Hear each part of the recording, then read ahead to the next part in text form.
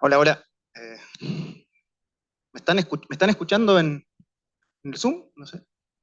Sí, Ah, sí, sí, te escuchan. nuevamente disculpen un poco la tardanza, bueno, hubo un poco de confusión de días y demás, pero bueno, ya estamos listos para presentar el seminario de Alessio, que bueno, para mí es un gran gusto presentar a un colega y amigo con el que en los últimos años hemos trabajado, no solo trabajado, también compartido muchas cosas, y bueno, se formó como físico en Pisa, en Italia, y luego realizó su doctorado en París y trabajó, bueno, trabajando en teoría de control y ya entre 2012 y 2015 llevó a cabo estancias postdoctorales en Liège, donde ahora está, y en la Universidad de Cambridge, en Inglaterra.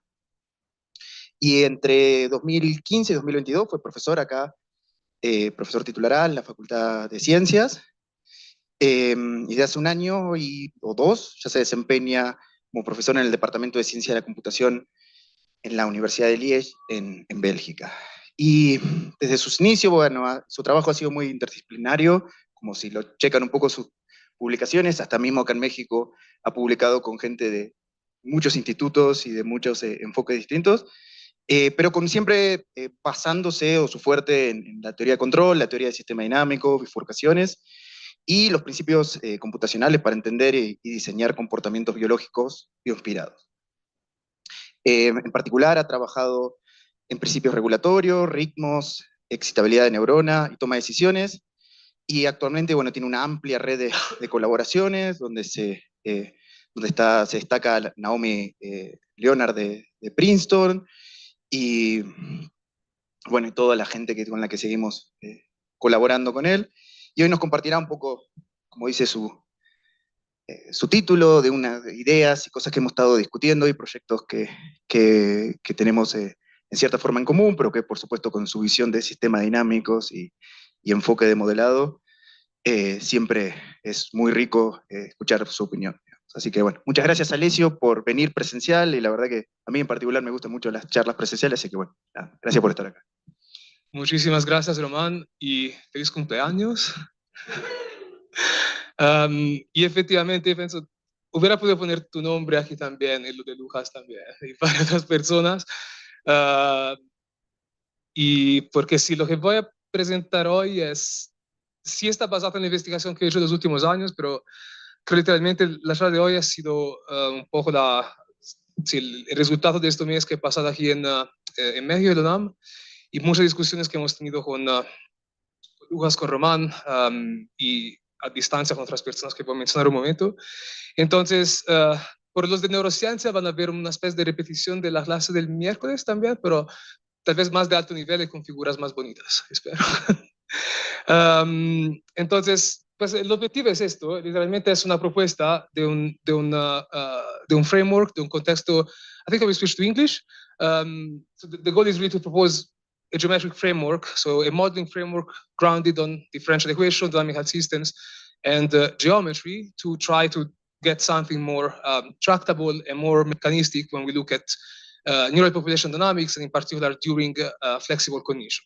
What I mean by flexible cognition will be clear in a moment in two examples, one from the sensory system, one from the motor system, and in between something that I will try to connect the two worlds, essentially. Well, the thanks are a lot. Already mentioned these two guys, and then Omar, who is a PhD student here with me and who's finishing right now. And the results developed during his PhD, I think, are important mostly for the motor part of the talk that we'll get to the end. Rodrigo, who started the PhD here in one context, and then he moved to Belgium to start a PhD in a completely different context related still to motor control. And then Anastasia and Naomi, who are, so Anastasia was Naomi's PhD student with whom we developed, I would say, the even more general model on which I will ground all the more formal part of today. So the plan for the talk is this one.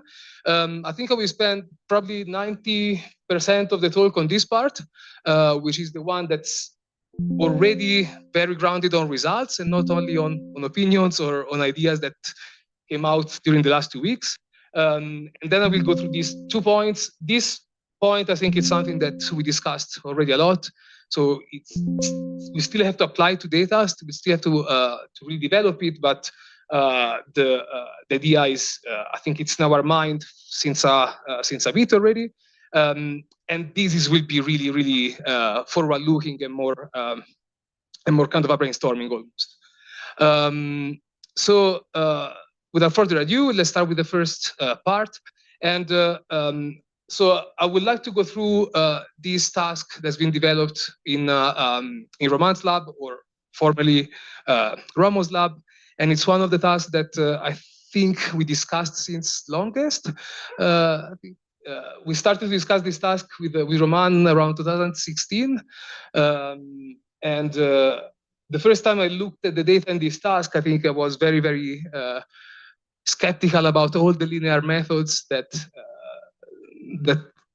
we used to, I say now we used to analyze neural data. And I think across the year, I really learned the value of this method, this analysis, and I think now everything gets kind of put together and in a more or less coherent framework that put together my view, which is mostly non-linear and based on bifurcation theory, and the analysis method, which is essentially linear projection. So how the two things are interact to build all the regional dynamics we have in the brain, I think it's really the outcome of, yeah, probably almost 10 years already of discussion and of alignment and misalignment. Sorry? Already a couple of papers that took a few years to arrive, but so okay, I will go through the task for those of you both here and online and on YouTube who doesn't know it. So this is the temporal structure of the task.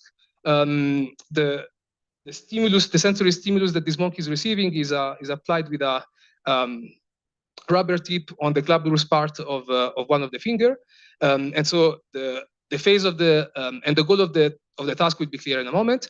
So the first thing that happens is that this rubber tip is lower on the finger, and this tells the monkey that the task is starting. They should be ready to pay attention to the sensory stimuli. Then there is a variable delay, and after this variable delay, the first stimulus is applied, and the first stimulus is applied with a mechanical vibration to the finger. And so you have essentially two possible temporal patterns, which are either pa, pa, pa, pa, pa, so a grouped pattern, and something that is more extended, more regular, that is pa, pa, pa, pa, pa, okay, but applied on the finger of the monkey. And this happens in 500 milliseconds. So now I did it much quite slowly, but actually this happens super fast, and even for humans, it's a difficult task to really discern the pattern that has been applied.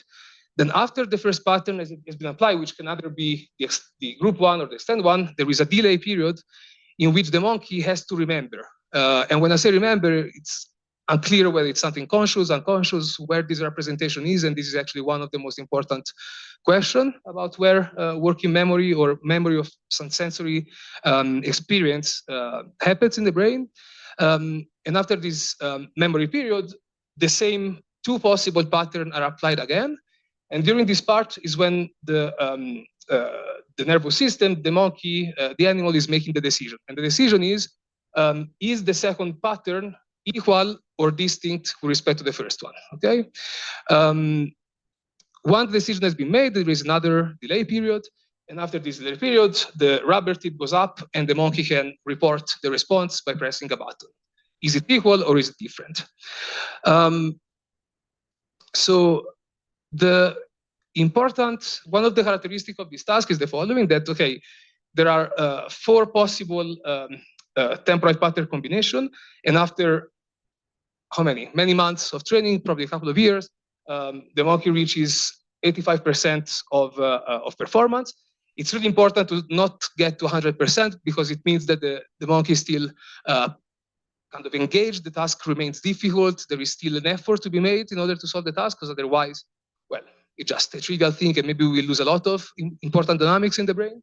And as opposed to many work in related fields, in this experiment set, there is a very important type of triads in which the monkey knows the correct answer in advance. So basically, when the task starts, when the rubber tip is lowered or before, the button corresponding to the right answer is lit in such a way that the monkey still has to wait the task to be finished, wait for the rubber tip to go up and report the decision. So in a sense, the external behavior of the monkey is exactly the same, but the internal behavior changes a lot, because since the monkey already knows the response, the idea is that essentially doesn't have to pay attention to actually what is going on.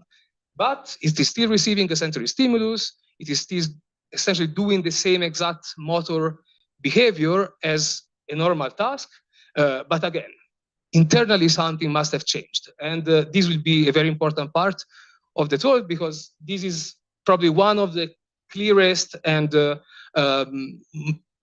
best characterized example of what we can call flexible cognition.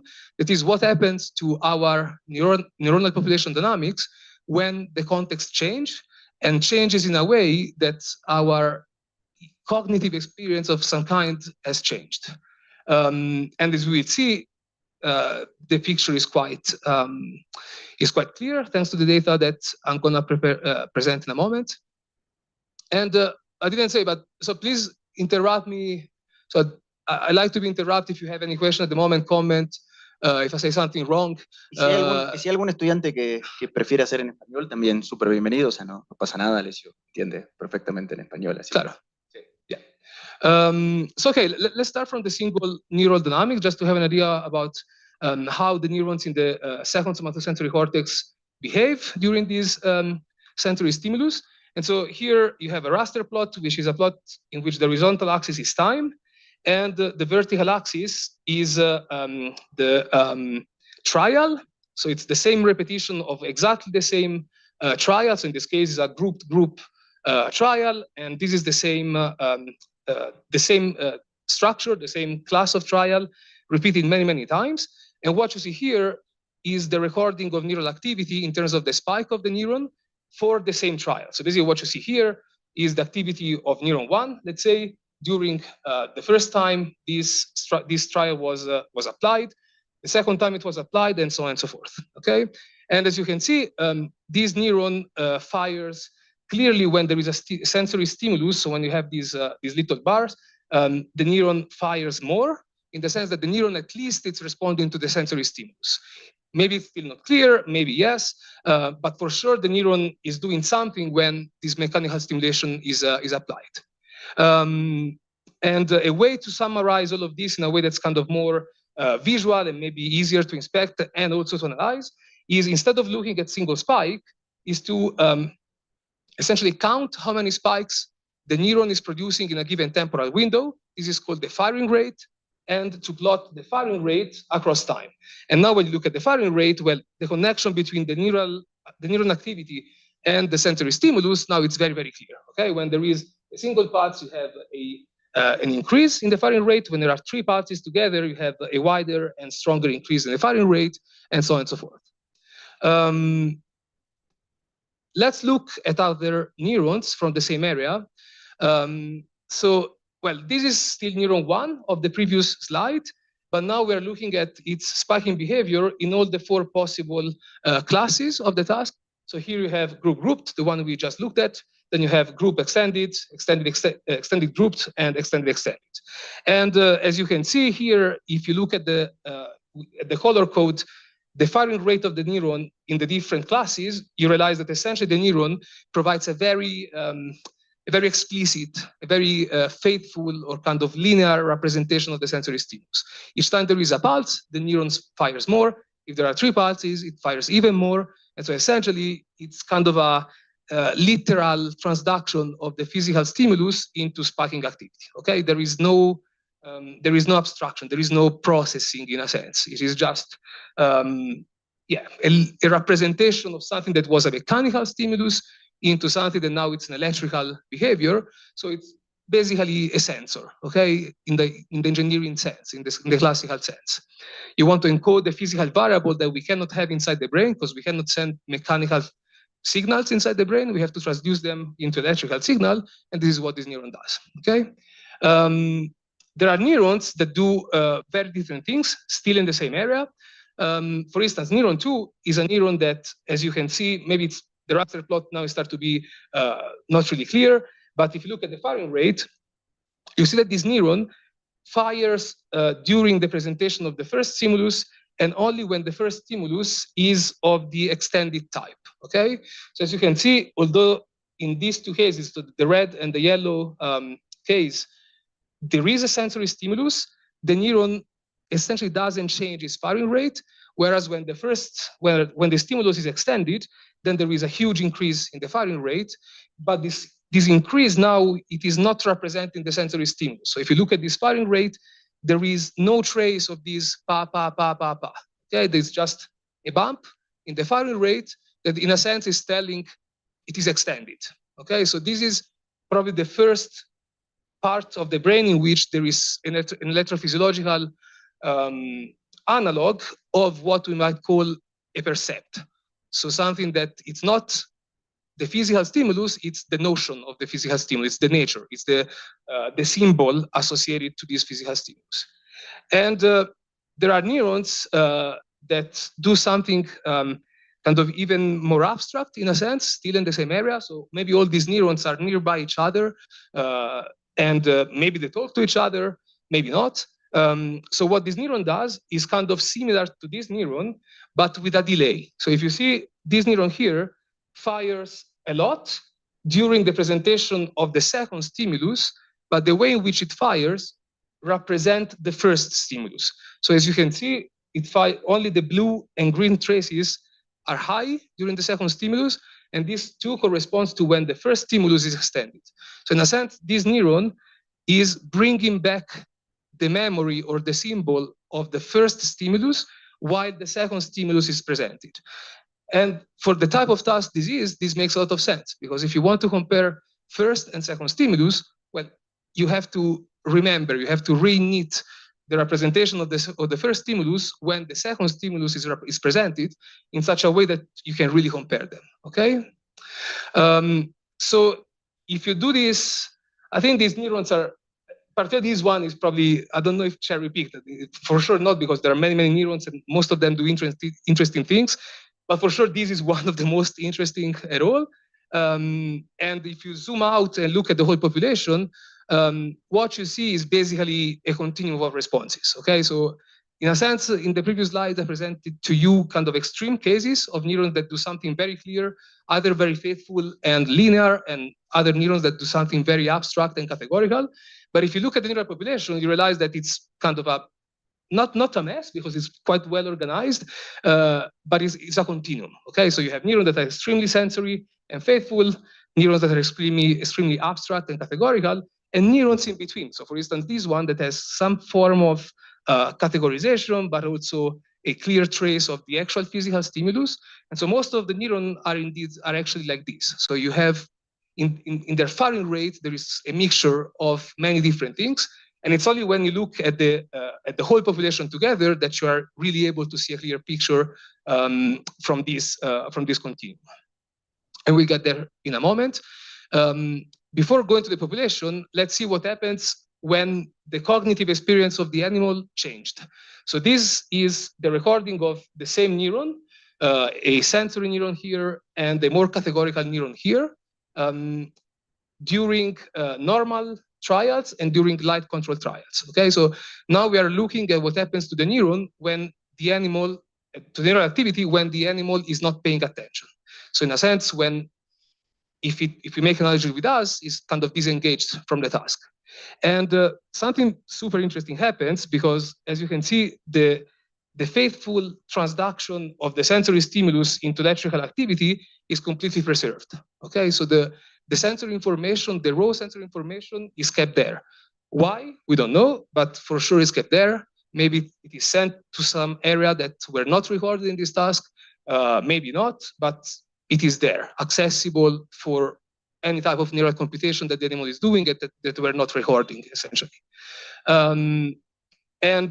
What happens to categorical representation is the opposite. So as you can see, when the animal is paying attention, there is a clear digitalization, categorization, abstraction of the sensory information, whereas when the animal stops paying attention, all of this goes away. Okay? So essentially, this this emergence of a percept, at least in the second somatosensory cortex, goes away completely when the animal is not paying attention. I don't know if I'm overinterpreting all of this. For sure, yes, this is what we do sometimes, but in a sense, it's pretty clear that this type of encoding, this type of symbolization has gone away. Okay, this doesn't mean that the animal doesn't have that percept anymore, but it's kind of a clear, at least it points more or less clearly in that direction. Okay, because there are not many other ways through which this raw sensory information can reach other part and more abstract, even more abstract part of the brain, where probably something like conscious perception emerges. And I won't say the word consciousness again in the whole talk, I promise. So yeah, okay, I could have used the animation in the slide. It was there, but these two slides summarizes what I just said. And now let's go to the population. So for the moment we looked, yeah.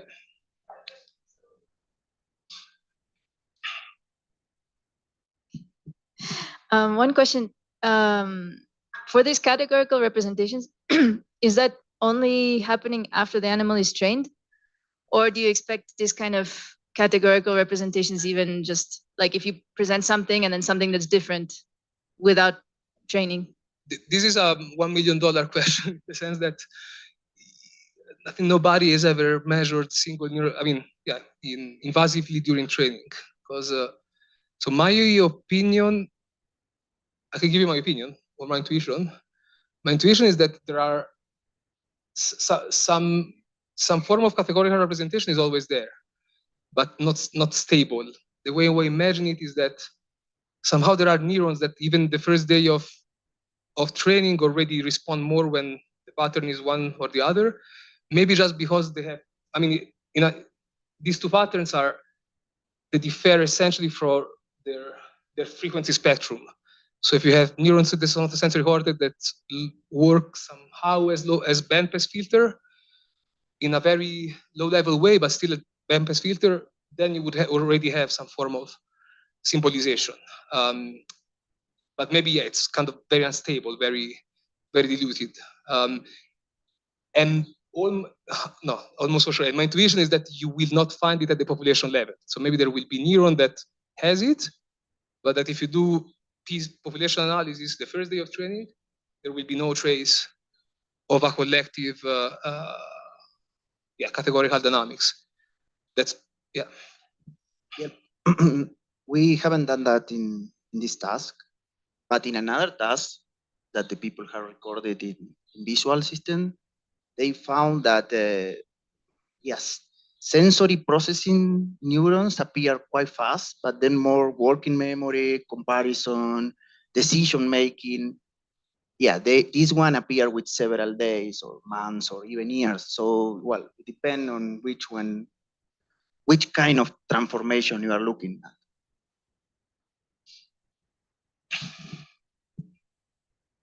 There was calcium imaging?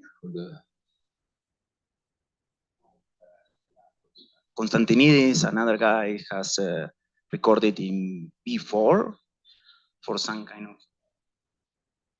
remember exactly the task, so orientation task, or yeah, need to match orientation. Okay, so let's look what happens at the collective activity level. So why it's important to look at the collective activity? Well, because if there are many, again, this is probably interpretation, but the experimental evidence is quite clear that the brain uses distributed codes. When I use the word distributed codes, it means that if you want to extract information from a brain area, it is much more robust and much clearer. You get much clearer information and much more information if you look at the collective activity of many neurons together. In a sense, you weight their activity in a way that you can really read out what the population is encoding, what the population is computing. Yeah, biologically, if you think about reliability, the fact that some neuron can temporarily stop firing, they might undergo some form of plasticity, some form of metabolic problem that maybe that neuron in a given trial stop firing or stop firing the way it should.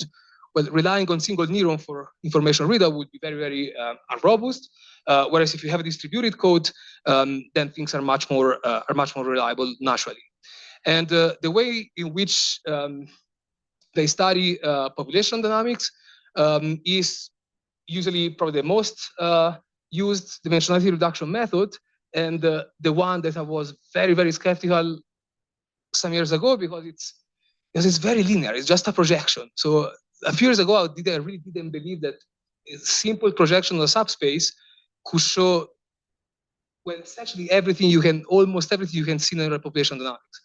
And so we tried with linear dimensionality reduction methods like UMAP and other things, and everything we tried was basically not showing anything new as compared to PCA. Or variation of PCA like the mixed PCA, but still linear projection in the neural state. And so for this talk, I will stick to PCA. I won't show anything of the mixed PCA part on this data because I think all the points can be made here. But the mixed PCA part is even clearer in terms of what the components are saying.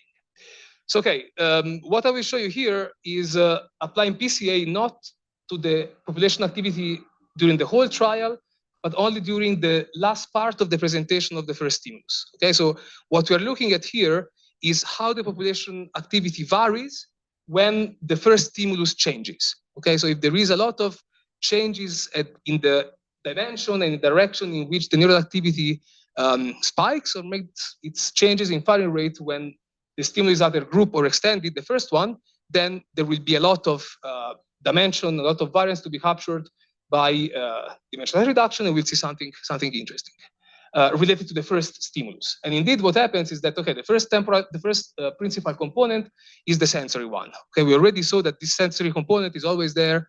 It's there even when the animal is not paying attention. So for sure, it's not surprising that the first component is basically the raw stimulus transduced in electrical activity. The second component is basically the abstract of the second stimulus. So you can see that, there is some form of negative coding. There is a mixture of temporal behavior and encoding probably. But when the first stimulus has been there for sufficiently long, and in particular when the region in time in which you can really distinguish whereas it was extended or grouped, that is the time in which the global population activity diverges in two branches. One that says it's extended and one that says it's grouped, okay? And this is the average of hundreds of neurons just weighted with constant weights, so it's a linear readout. It's what we're looking at is in other words, is the projection of the neural activity on a linear subspace of the neural state, okay? Something that a priori can be done very easily with synaptic transmission, okay? The same analysis during the second stimulus is here. And as you can see, the sensory component is the strongest one, although it is kind of already polluted by some form of categorization, maybe. So red is, what was red? Grouped, and green is extended grouped. And so, as you see, the second principal component, at least at this global level, what it captures is the nature of the second stimulus with separation between grouped and extended group that it's difficult to understand. But for sure, also here you have a symbolic representation of the nature of the second stimulus, which is grouped. What happens if you do the same analysis during light control trials? Well, the sensory component doesn't change. It's always there, like if nothing happens. And using significance method that I will not explain because I don't understand them yet.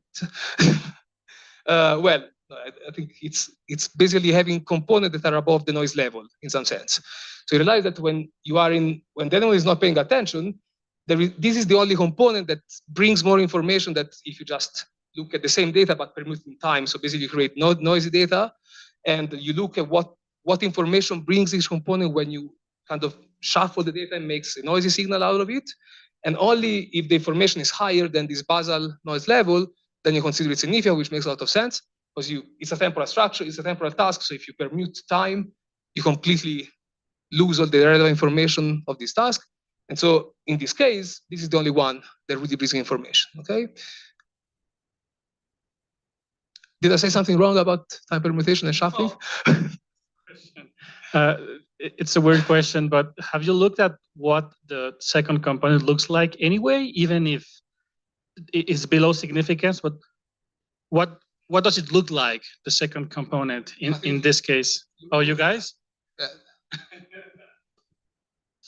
Well, usually, as Alessio was saying, it's more similar to basal fluctuation. So when you look at a component that are not significant, it behaves like basal fluctuation or so similar to the basal. Nothing like what it looks like, not like. No. So yeah, because the comparison is between the basal fluctuation or fluctuation noise with how much variance you can explain with this component. So I believe that these components are extremely relevant when you have neurons in common. Remember that most of the neurons were not recorded simultaneously. But when you have neurons in common, this fluctuation, because it's more related, like a component related to noise or something like that. Yeah. This isn't so interesting, but you need to have a lot of neurons recorded simultaneously. Yeah. I thought I should have put those two names in the first slide as part of it. Okay, so this is kind of a summary of what I just said. The second somatosensory cortex, you have this beautiful coexistence of purely faithful transduced representation, more abstract categorical representation. Categorical representation are heavily affected by attention, which we can interpret as a sort of emergence or not of perception. And from a more signal processing kind of engineering perspective, this means that there is a context-dependent type of signal processing, the second somatosensory cortex. And okay, now let's go to my expertise in a sense, because for the moment I think I've explained what I learned actually from this lab, from Roman's lab. And now let's go to the how we can model this into dynamical systems. The two steps I will follow are these two. So I want to spend a bit of time on PCA because I think it's I really want to try to make the connection between PCA and nonlinear dynamics in the way I will explain in a moment. So I will kind of sketch step 1 and step 2. So step 1 is we won't be building an actual model of the population dynamics. I will be building models of the computations or type of temporal response we want to capture. Which are they and which are important for the neural population? Well, basically, this is what principal component analysis extracts. Okay, if we imagine that all of those neural state space dimensions that are not significant, do not really bring information, then it means that all the relevant computation for this task is the one that we see in the principal components that are significant. And essentially, there are well, I only showed two, but if you use the mixed PCA, you realize that there is actually a third one, principal component that is important, and those are the sensory component. So again, this is the raw transduction of the signal, the sensory signal. There is this categorical component, and something that I didn't show is the temporal component. So the temporal component is all fluctuation, all variation in temporal dynamics that are significant, that are not noise, but that do not change with the class of the sensory stimulus. So everything that's condition independent, that doesn't depend whether it's group, extend, whatever, but you still have a very clear variation in the dynamics of the population that is temporal. Why is this important? Well, a way to understand why it's important is because this is what synchronize the neural activity to the physics, to the embodiment, to the physical time that's outside. So if you don't have, since there is no clock in the brain, if you don't have some form of rhythm, some form of temporal activity that allows the brain to know which part of time we are in the task, well, it would be very difficult to do any type of computation. Okay. The nice thing is that this clock is not fixed as opposed to a digital machine. The clock in the brain is probably something super flexible. It's a clock that maybe sometimes is there, sometimes it's not there. When it's needed, it's there. When it's not needed, it just disappear. Yeah, probably this is one of the most important things that we can try to understand and exploit for even for technology. That is, how do you do computation without a clock? And well, this is one of the main topics of neuromorphic engineering, which is what we do in Liège. So how do you do computation in analog machine that are not clocked, but that somehow has this rhythmic activity and that can do spikes? And I will close the parentheses about neuromorphic engineering. If then someone wants to discuss more about this, we can do it. We can do it after. So basically, what I'm describing here is what happens when you do principal component analysis on a general population. And okay, I called them sensory categorical temporal. If it's another area, maybe we have other type of computation. And so the first question is, how do we model what happens in time in these three components? This will be the low-dimensional part.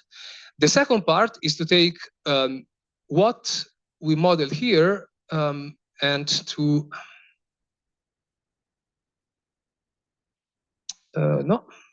tu nombre? Non mi accordavo se era Juan Carlo o Juan Claudio. Entonces fue en escuela de Republic.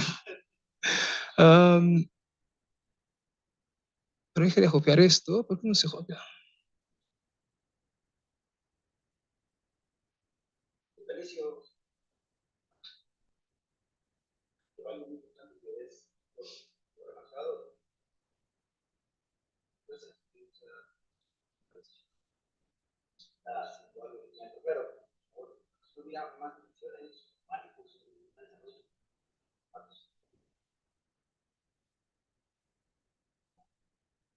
Sí, creo que voy a regresar esto. Sí. Digamos, la idea es que okay, tal vez lo podemos decir ahora, como que lo vamos a hacer en dos diapositivas. Estas dimensiones han salido de un análisis que es estrictamente lineal, ¿ok? Pero la dinámica que está encima de estas dimensiones es muy no lineal. Y esto es lo que vamos a hacer. Entonces, se puede mover hasta en un espacio unidimensional lineal y de todas maneras tener comportamientos que son completamente, no periódicos, no rítmicos, porque la dimensión no se puede oscilar, pero ya en la dimensión puedes tener toma de decisión, distintos atractores, flexibilidad, etc. Y bueno, la manera en la cual vamos a... yeah, sorry. So the way in which we will build this, so we start from this low-dimensional description and obtain a high-dimensional description is, first of all, to extend this three-dimensional space with a lot of non-coding or non-significant dimensions. So how do we model non-significant dimension? Well, we build one-dimensional or higher-dimensional dynamics that basically do not have any type of behavior, any type of dynamics that's related to the stimulus they're receiving. Okay, and this is very simple. We can either assume there is zero input to this one, that they are linear, that they are decoupled, and so on and so forth. And this is what we'll do. There are many ways of doing it, and probably each different way in which you do it, you will get a different population model, and maybe this is where biological hypotheses can be formulated and tested. That is, what are the non-significant dimensions actually doing, and how do we translate it in a model? What I will show you is to make the simplest choice possible. That is that they're not doing anything essentially. Okay, they're just converging to a basal firing rate, if you want to see it that way. But okay, so this is still not the population space. This is still the abstract or kind of rotated space that you obtain when you take PCA and look at what happens at this dominant direction, at this kind of prototypical dimensions. So to obtain a population level description from this one, what you need to do is to do a change of coordinate. Okay, so if you consider U to be an invertible matrix that take this kind of very clean, very well represented version of the population activity, then we know that neurons are not pure. So there are no neurons that are purely temporal, no neurons that are purely categorical, no neurons that are purely sensory. You have a mixture, and a way to mix these axes is by using a change of coordinates. Okay, and so if you call this vector, let's say VS, this is VC and this is VT, where these three vectors are vectors in Rn.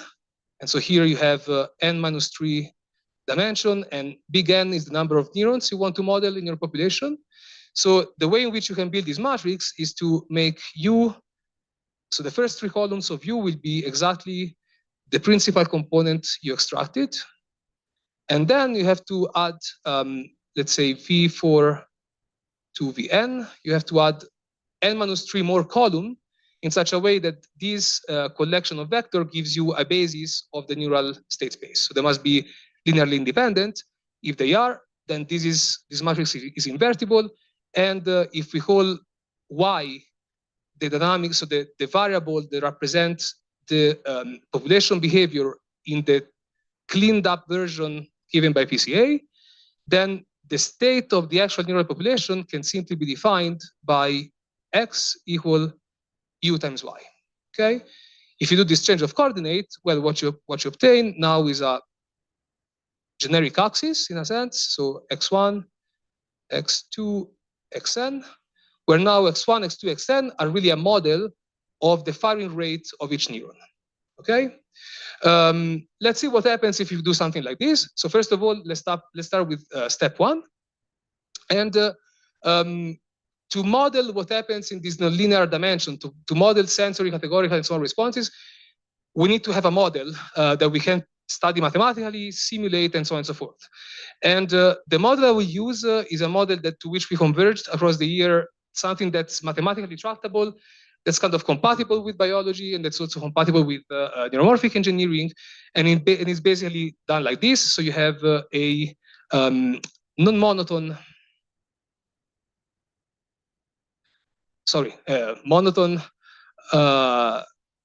nonlinearity. The non is after.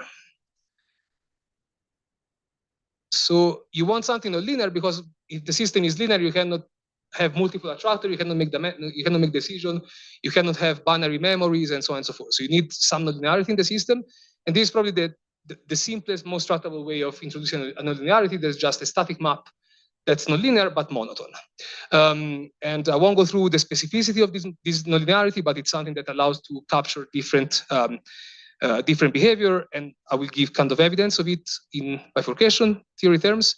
And then you have a low-pass filter that's essentially the vanishing memory of your system. Okay, so this is just something of the form x dot equal minus x plus u, maybe with a time constant.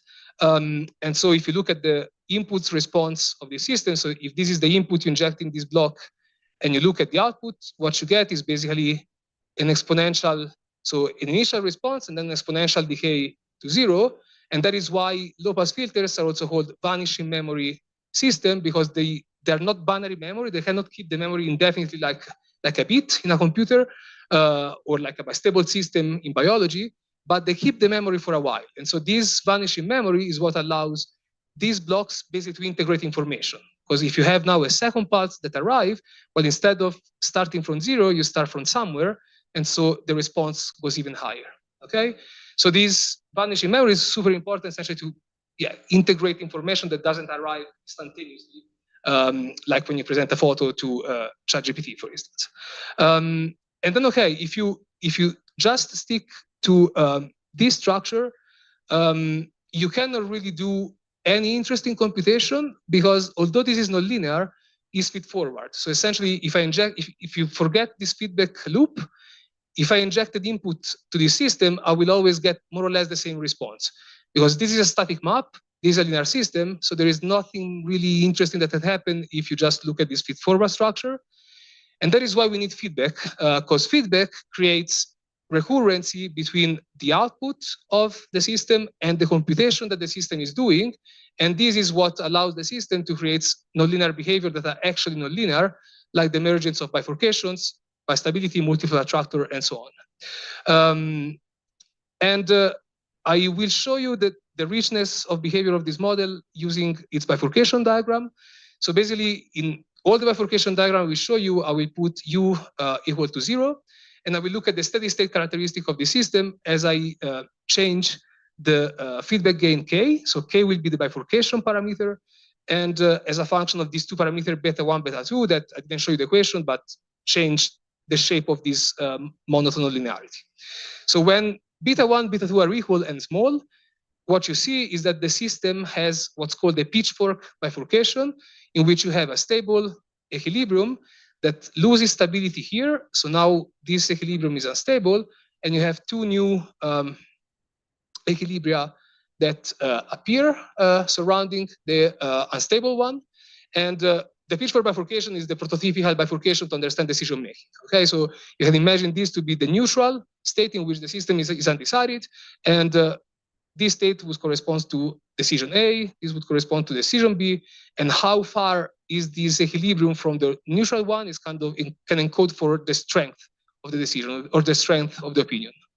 So this is one of the beautiful things about modeling decision with continuous time, continuous state system, is that you have this double nature of being both digital, but also graded. So you have a notion of category, a notion of symbol, but that symbol is graded naturally because the state is continuous and you cannot just jump from 0 to something, okay? When you keep beta 1 equal beta 2, but you increase, so the pitchfork is for small parameter. There is a middle range and there is a critical point in which basically this pitchfork, which is kind of a parabola, but put horizontally, kind of start to flatten a lot.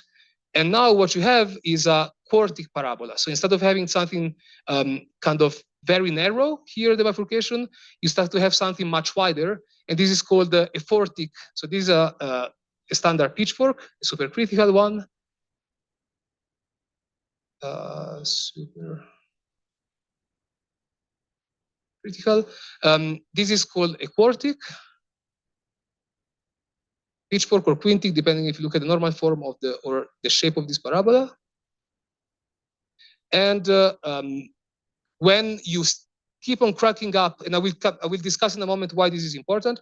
If you keep on cranking up beta 1 and beta 2, then what you get is what's called a subcritical pitchfork. So now instead of having these two equilibria that appears in this direction, they appear in the other direction and they are unstable. And so the subcritical pitchfork is a kind of the prototypical dynamical system to understand the emergence of the coexistence of indecision and decision. So if you look here, indecision and decision never coexist because they happen for different values of this parameter k.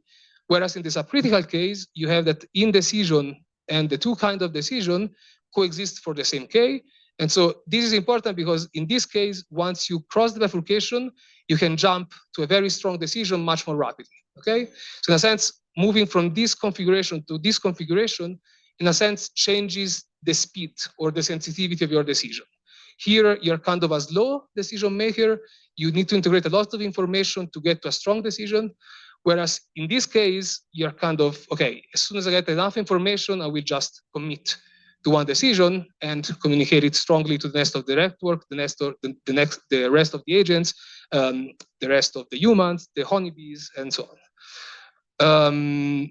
The last case is when you take beta 1 different sign with respect to beta 2. And in this case, what you get is what's called a transcritical unfolding of the pitchfork bifurcation. So as you can see, also here you have coexistence of indecision and decision. But these only happen in one dimension, in one direction. So there is only coexistence of neutral and decision A, but there is no coexistence with decision B, okay? At the same time, if you keep on increasing the bifurcation diagram, the bifurcation parameter, then you get back to the same configuration as the standard pitchfork, in which both decisions are possible. Okay, so is everything clear? Okay, so I will show you in a moment why these diagrams that are just these scribbles on the screen for the moment, what they look like when you look at them from the signal processing perspective. And in particular, let's start to see how to model sensory responses. So sensory response is the fact that if you inject a stimulus, which is something, and you want your neuron to basically track the shape of your sensory stimulus, but basically what you want is a linear system. You want a system that if the stimulus is large, the response is large. If the stimulus is negative, the response is negative, and so on and so forth. And a way to get a linear system out of a nonlinear system is basically to put the system in its linear regime. Okay, if you kind of take this nonlinearity to be very mild, and you kind of remove the feedback loop, then you end up with a linear system.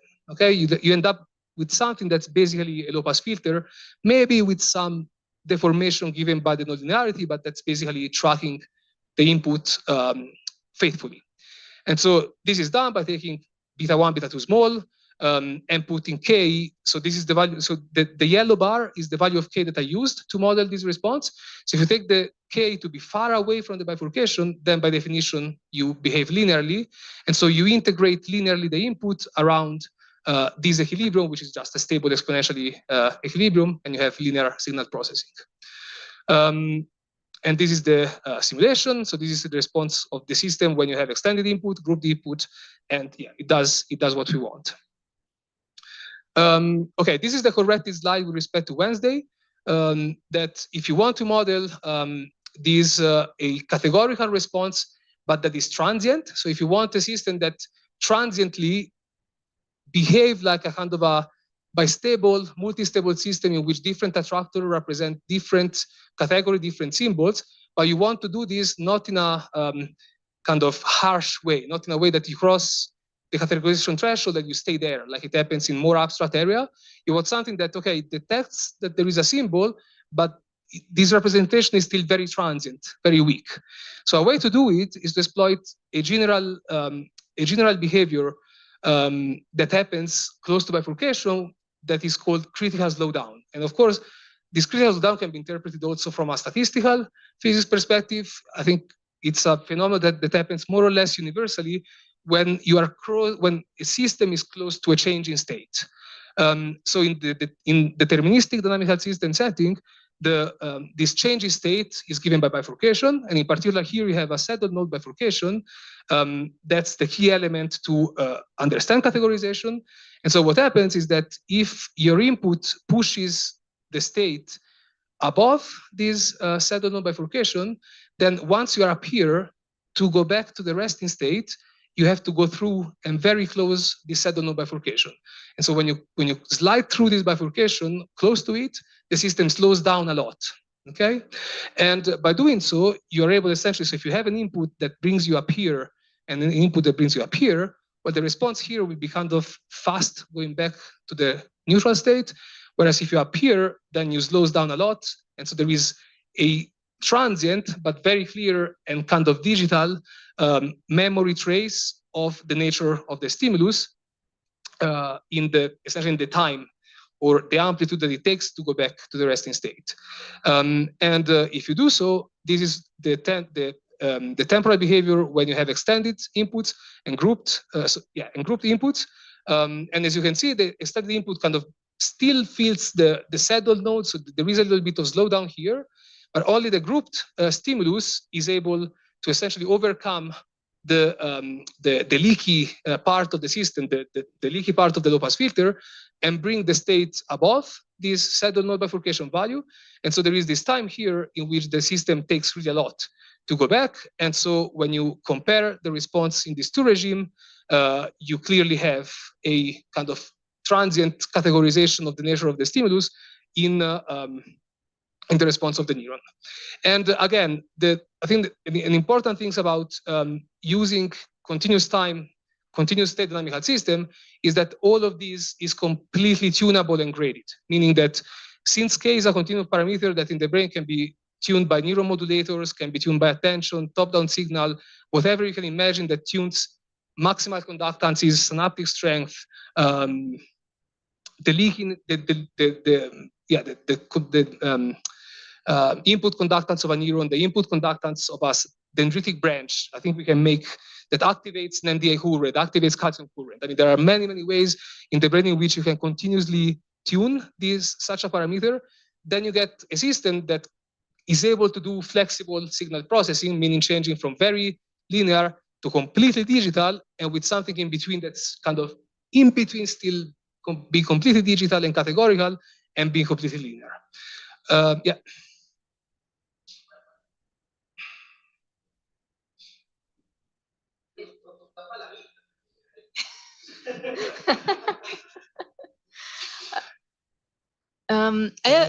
I'm curious. Well, maybe I just don't understand. I'm not used to thinking in dynamical systems. But can you explain just in like simple words this red line? I understood it to be your K parameter, right? So you move. This one? Yeah. No, that is that is the location of an equilibrium. So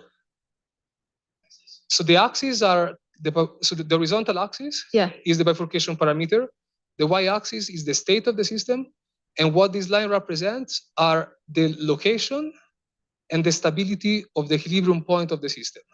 So when you see a slightly thicker line, the equilibrium is stable. When you see a slightly thinner line, the equilibrium is unstable. And so what this diagram is saying is, okay, if K is low, there is only one equilibrium and it's stable. Then you have an intermediate range of K in which that is determined by this transcritical bifurcation and this set-no bifurcation, in which you have three equilibria. One that is the same equilibrium point as for small k, it is still stable. And now you have another equilibrium point up here, which is also stable. And the two are separated by an unstable fixed point. And basically this unstable fixed point is the threshold or the separation between whether the system converges here or converges here. Okay. And the movement up and down, like these vertical arrows, how does the system move up and down? Is it the system that's moving up and down? It's the state of the system, because what we're looking at are the equilibrium point of this system. So it's y dot equal minus y plus s of ky plus the inputs, and then you have this beta 1, beta 2 parameter. Let me forget about them because I didn't say how they enter the equation. So the system looks like this. So, and what we're looking at are the solution to the steady state equation of the system. So these solution are, if you fix K, the three value of J that you see here are the three solution to the steady state equation 0 equal minus y plus s of ky plus u. And so depending on the value of k, you can either have only one solution, three solution. If beta 1 is equal to minus beta 2, then you get here. I think I wrote everything in the other way around. Yeah. So sorry. All of this should be beta 1 equal minus beta 2. Sorry for this, and this should have been equal beta 2. Okay, you don't know how they enter the equations. But okay, so depending on the system, you can have, depending on whether this nonlinear function is symmetric, is not symmetric or not, then you get equilibria that are either not symmetric or symmetric with respect to the zero state that is here. Am I answering the question? Yeah, kind of. So if you, basically the state of the system, this vertical movement is because of the stimulus, or it can be, like, how does the stimulus? So it can be, it can be two things. You can think about it in terms of initial condition. So you can say, if you just want to study this from a closed dynamical system perspective, you would just put u2 equal to 0 and move the initial condition and see which behavior you can get. Otherwise, yes. Otherwise, it's the input that each time you get a pulse, the state essentially temporarily tracks the input to follow it, and then when the pulse ends, so you see in this part you have, as long as the state is rising, this is when the first pulse was applied, then the first pulse stops, and you get the free run behavior of the system that is to converge back to the origin unless you already appear so close above the threshold, essentially. So at least for simple stimuli like pulses, the connection between initial condition analysis and input to output analysis is kind of clear. Because in a sense, each pulse is like resetting the initial condition to a higher value. What I'm saying is not completely true, but I think it's the intuition. But if you have richer stimuli, like temporary rich stimuli, then yes, then it becomes much less clear how to use these this kind of static analysis that's given by the bifurcation diagram to understand the dynamic response of the system. And I think this is, it's research in applied in. So the main idea is that depending on how big is your gain that your neurons is receiving or something like that, so you can be like in different kind of dynamics. So some neurons that are really faithful, really face low with the stimulus, and another one that integrate and are able to differentiate different kind of stimulus. So depending on the gain, you can start having like mix of dynamic in the same network that then give you like a rich opportunity or something like that. And the K parameter is the feedback in this case, right? Yeah. So that is the key point between, at least in this model, having a neuron that just tracks the sensory input and one that can do integration and categorical stuff is the feedback, the difference. Yeah. And I think it's, I mean, if you want to translate this in terms of the type of model that are used mostly in machine learning as compared to what you see in the brain, it's impossible to have this type of nonlinear, really nonlinear behavior if you without recurrency. And maybe let me take just a moment to comment on the biophysical meaning of this K. So at the sorry. Yeah, quick question. In the one that was up there, can you scroll, please? You tell me stop? No, there it is. Yeah. There is a positive or negative. Okay, thank you. Thank you. Yeah. So I flipped all the signs in this slide. So I will never be able to have slides that are completely correct. So we'll need to redo them again and send them again. So the interpretation of this K, so remember that here we're modeling the PCA axis responses. So we are modeling the projection of the neural dynamics on a low dimensional space, but it's still a population dynamic. So basically this K is not the feedback of a neuron with itself. It's not the feedback of another area to this area. It's the effective feedback that the population feels or undergoes due to recurrent connections, okay? So if this arises because, as we will build in a moment, you have networks of neurons with recurrent interaction that can be positive or negative. And as soon as you have a loop between the neurons, so for instance, you have a loop that goes from, let me actually have a loop. I think I managed not to draw it.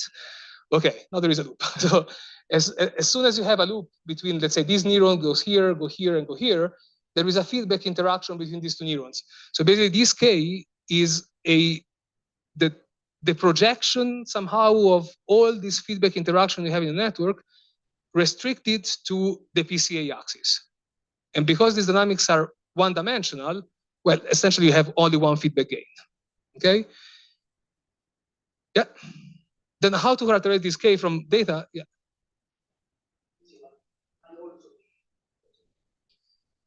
So, yeah, you go forward and then go back.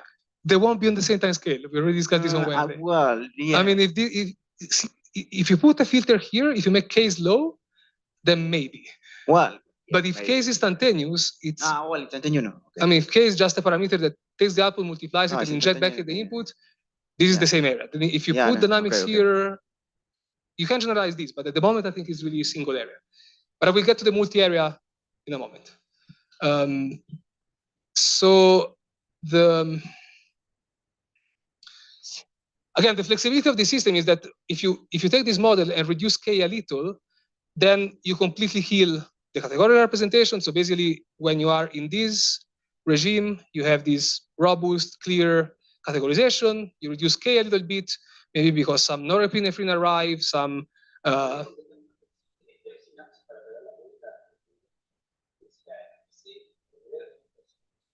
Eso es distinto. Ok, sí. Pero es distinto al. Ok, sí.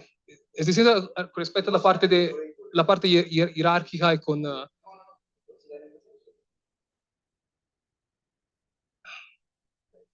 Sí, estas son dinámicas de población. Entonces, a nivel de neuronas aisladas es posible, pero aquí de alguna manera estamos viendo la dinámica ya poblacional. El nivel poblacional no creo que lo que dices, pero sí.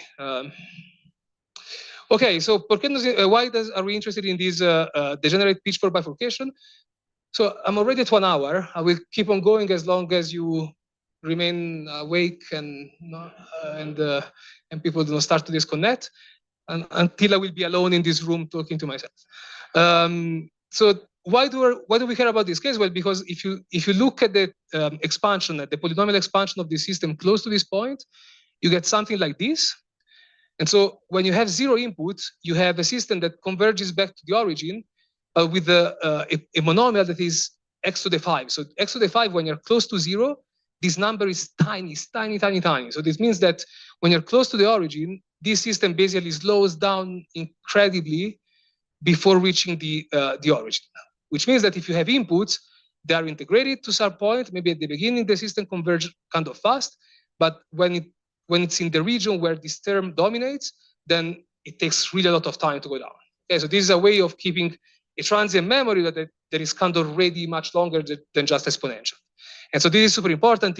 So in the brain, if you look at synapses at the biophysics, it's very difficult to have biophysical component with time constant larger than what, 50 milliseconds, 100 milliseconds. So in a task like this, in which you have to keep kind of memory and integrate signals over 500 milliseconds, 2 seconds for the working memory, you need to create slow dynamics, but you cannot just tune the taus. So you cannot change the biophysics to make the system slower. And so having this type of nonlinear behavior is a way of creating very long time scale out of fast components, okay? And this is the resulting temporal behavior. So there are, essentially it's condition independent. The response, whether it's extended or group, is basically the same. And there is this kind of very, very flat and slow maintenance of the stimulus after. Okay, so let's build the population out of this. Do you have questions about this part? Okay, so let's move to the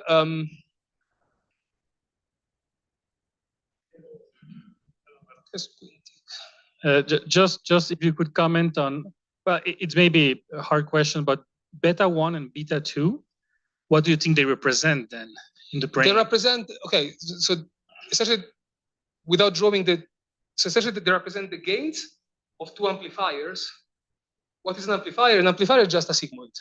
So an amplifier is something that takes an input and applies something like a sigmoidal nonlinearity. And this is the region in which the amplification is maximal, and this is where amplification dies out. So all physical components, you cannot just put a gain in front of a signal, because you will saturate, at a certain point, you will saturate the amount of ionic current, the amount of charge, you will reach the battery of a electronic circuit, and so on. What the system represents is a system that's made of the parallel of 2 amplifiers with 2 different ranges. So essentially, you have an amplifier that activates around beta 1, and then you have an amplifier that activates around beta 2, and you have the sum of the 2. So yeah, this is what beta 1 and beta 2. Why are they relevant biophysically or biologically? The simplest example are calcium current and sodium currents at the single unit level. This activates at around minus 50 millivolts.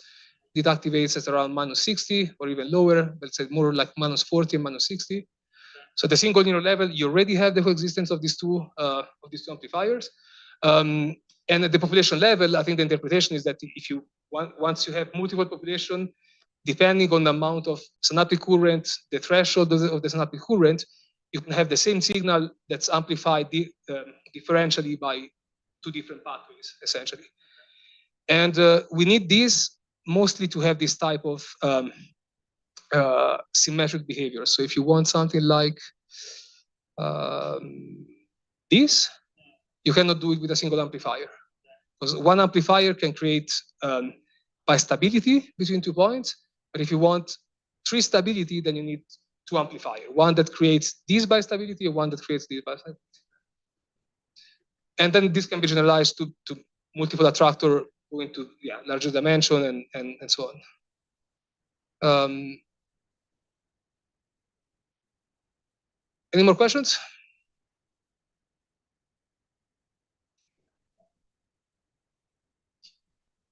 Okay, so now we have a. ¿Cómo? Y están viendo la misma cosa que el miércoles. ¿Son todos nuevos? ¿Verdad? Sí. Okay, so we have two-dimensional dynamics for the temporal, sensory, and categorical responses. And how do we build a differential equation for the rotated PCA population?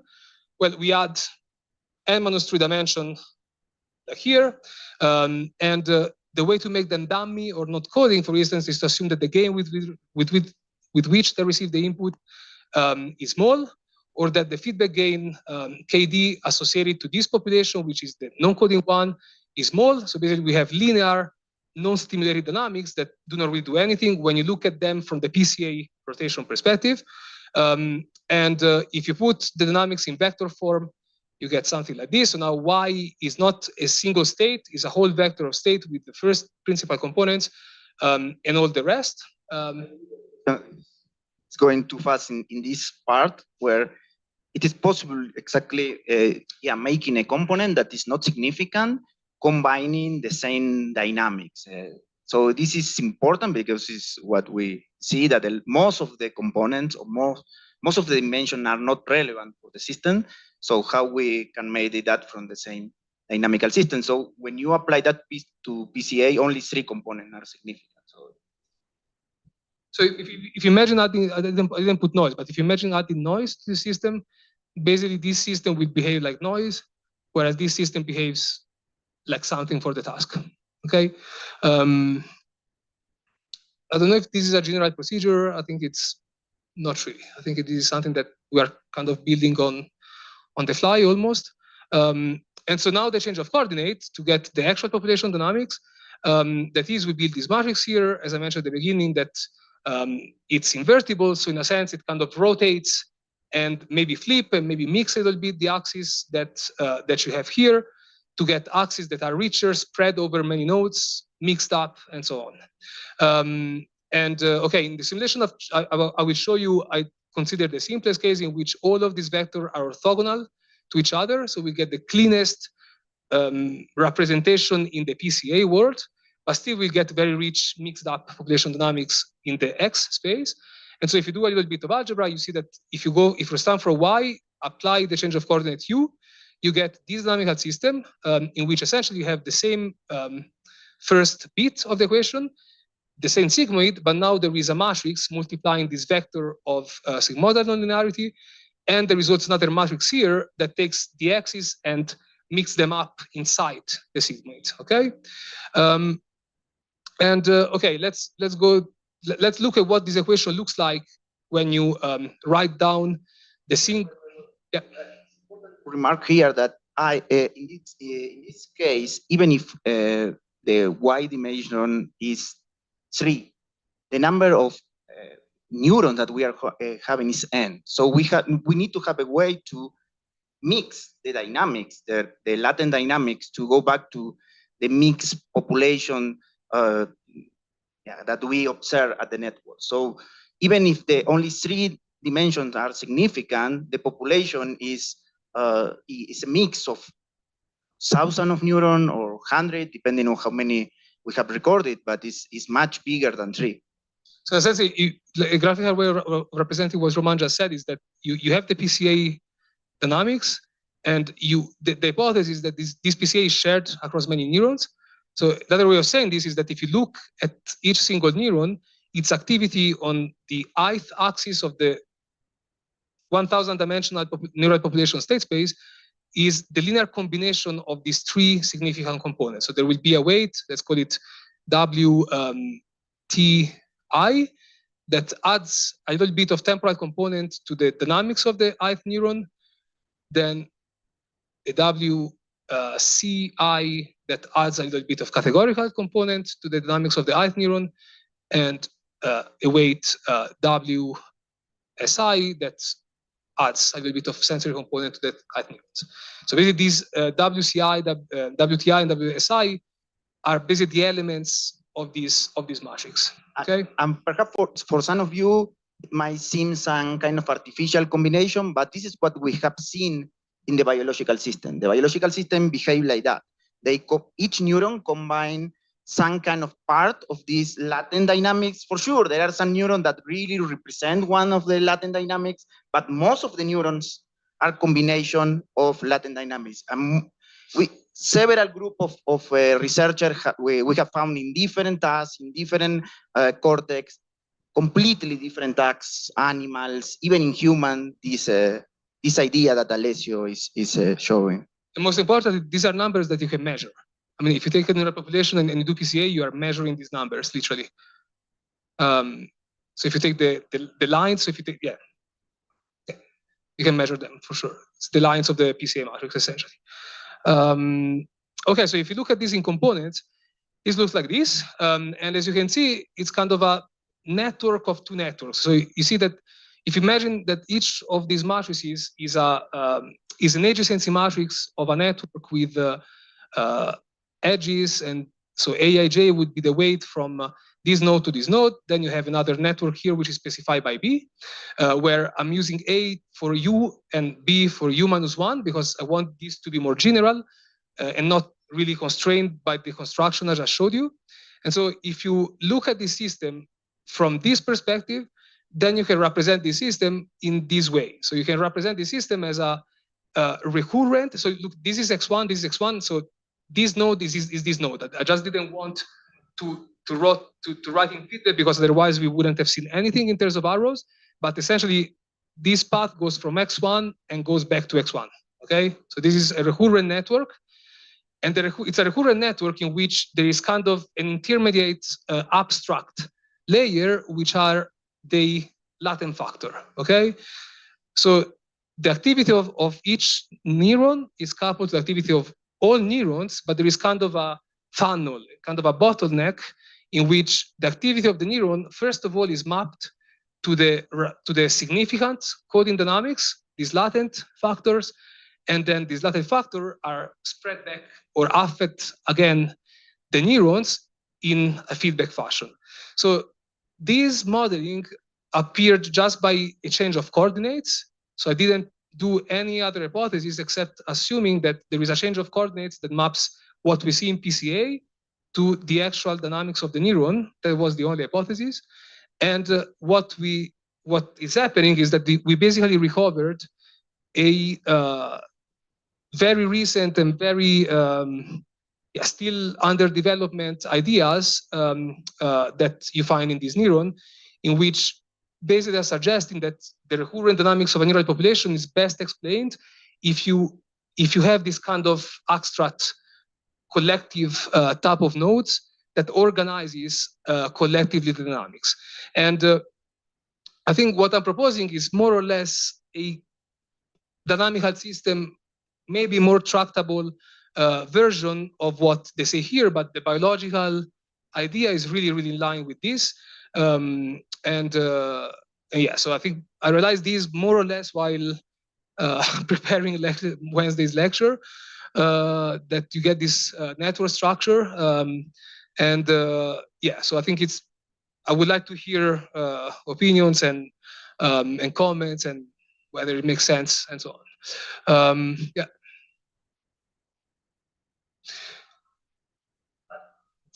Not necessarily, I think in the sense of discussing as well, whatever you want. And so I think a big difference with respect to this paper is that in this model, I put them in gray, but these nodes are here. So in this model, they really consider two factors, that's all. Whereas here, in a sense, I'm considering, so here you still have n nodes, you don't have 3 nodes. But most of the nodes are dummy, they're shut down. At the same time, they're there, they're just inactive. Which means that if you have, again, modulation, top-down pathways, like attention, that shuts down, in this case, one of these nodes, you can reconfigure very dynamically and very rapidly the latent factor, so this abstract collective layer of the neural population in a super dynamic way, in such a way that because this modulation is in just a recurrence in the actual population, you have a way of explaining how a whole population dynamics reorganize when some computation is turned on or off at the functional level. And this is exactly what we saw in the in S2. For the moment, I just showed you what happens at this level. So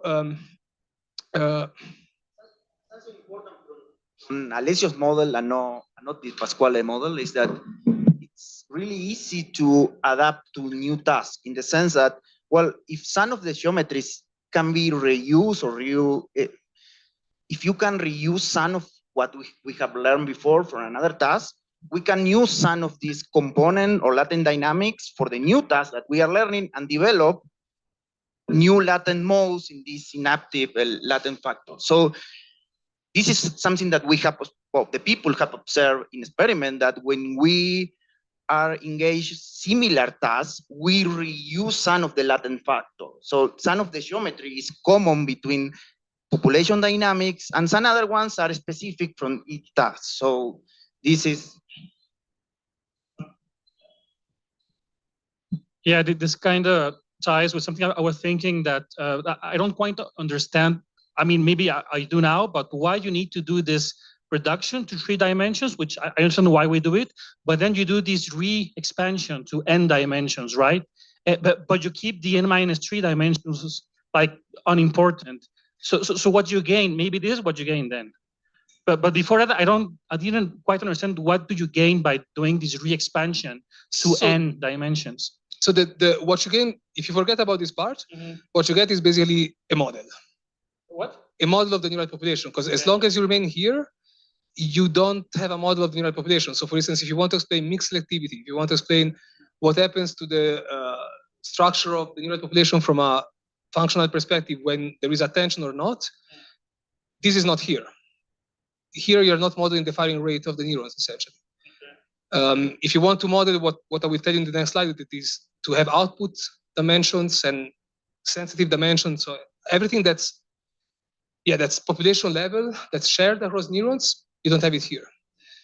But I agree that you must still ask, so, but why do the brain needs a lot of neurons if you just can do computation with latent modes? Yeah. And I think the answer is essentially flexibility. So the fact that if you just have nodes that do one computation, besides being fragile, it's also very difficult to let them interact, to let them to let them mix or create new dynamics inside the same population. Yeah, maybe interact is the key word here, that the modes can interact. Which word?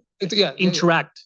Yeah, because in PCA, in a way, I mean, they're independent, they're orthogonal, so the dynamics is... So indeed, in the simulation I show you, probably what you are saying is not relevant just because I took orthogonal modes. Okay.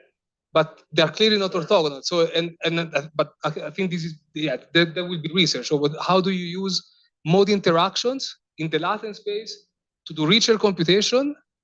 Yeah, it's something that it's. But this only can only happen if you have them in the same population, essentially. And this is what happens in PCA. I mean, PCA, they're completely not orthogonal. You have, also in PCA, you have kind of clearly see interaction between the modes. They're not pure. The sensory one, maybe yes, but I think, I mean, mode interaction is not, I think it's never been, not even considered. And so another thing that it's moving toward interconnection of areas is that in this approach, you have kind of a readout of the latent modes. So basically,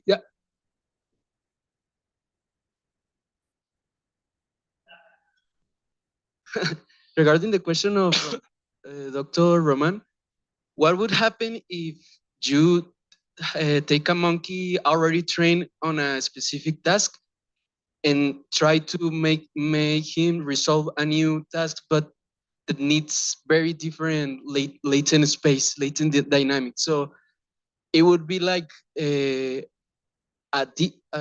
monkey would need like to forget the old dynamics, and the process, it would be harder, or how it would work? Maybe if it needs just another latent factor in the dynamics. Yes, I think that, I mean, this is, there was simulations, no, it's not, so at least if you train networks to do something like you're saying, No, it's an animal. They were data. Yeah. So you see that there is a recycling. So exactly in the sense that if you learn a task in which you need the S, C, and T, and then you change the task in such a way that C become irrelevant, and the only thing you need is to learn 4, and now with S, T, and 4, you can solve the new task. And this is more or less what seems to happen both in data and in trained networks. Yeah. Did I answer? I'm not so sure at the model level, because I believe that it hasn't been done till now. It was only data in which there is. Yeah, in the data, what we have seen, or the people have seen, is that we use again as many latent dynamics as we can do. But if we are solving a new task that is completely new, well, you develop a new geometry, completely new geometry. But if you can reuse some part of the previous latent dynamic, you use it. The other ones,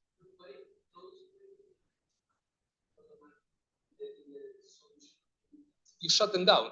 Yeah, you shut it down. You learn a completely new task. But you don't forget them. So the nice thing of this, of what's happening here, is that you are not forgetting the weights that determines the circuit structure that determines these latent dynamics. You just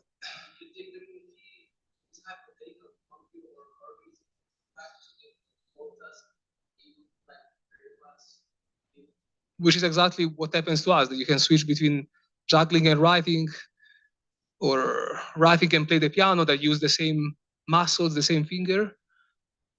Well, I mean, if you can play the piano, you can do it in, 200 milliseconds, shifting from writing something on the score and play the piano. I was thinking, I think that, like, if I understand it, this idea of the latent factors is really cool. But then if I think it feels a little bit circular, because in a way, those latent dynamics are coming out of the population responses, but then they are responsible for the population. So is it still not just an abstraction of what the neurons are doing, or does it actually tell you something about, like, for example, these light control trials, maybe there's some inputs coming from another part of the brain, like some other area that's influencing these dynamics? Yes.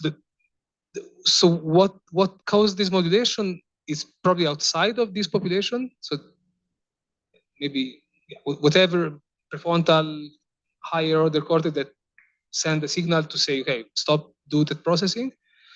This kind of loop structure, it is there. So basically, these variables here are just, so first of all, are projection of the neural dynamics. So it's first of all, it's what you measure, because we started from PCA, and PCA is taking the neural population dynamics and project them on axes. And so the fact that you have this kind of circular relationship between latent and neural is basically doing an hypothesis on the network structure. So this loop interaction will only be true if essentially there is a network that realizes this change of coordinate or something close to it. How to generalize this to very general thing, I'm not able to say it now, but yeah, this kind of, because if I understand correctly, it sounds kind of paradoxical. The fact that you have these latent dynamics that are determined by the axis, but also determine the axis. It's not paradoxical because it's just looking at the axis, but from different axes. And in a sense, the hypothesis is that these axes that appears from PCA are heavily related to the network structure. If this is true, then there is no paradox. If the PCA axis has nothing to do with the network structure, then I agree this wouldn't kind of make sense. Yeah, maybe I have to keep thinking.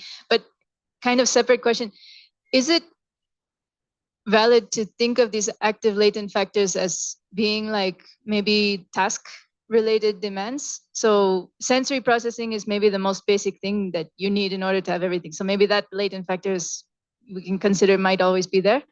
But then the other things, like the fact that you can shut one down because of that it's not relevant. He already knows the answer, so he doesn't need to categorize anymore, for example. Like, can we think of these latent factors as basically whatever task is at hand, like the ability to flexibly use the information to do whatever thing? Yes. Yeah. Okay. Yeah. In the sense of population computation. Yeah. Yeah. Okay. Yeah. Thank you. I'm thinking about. Did you mean like a mixed response? Or no. Fixed.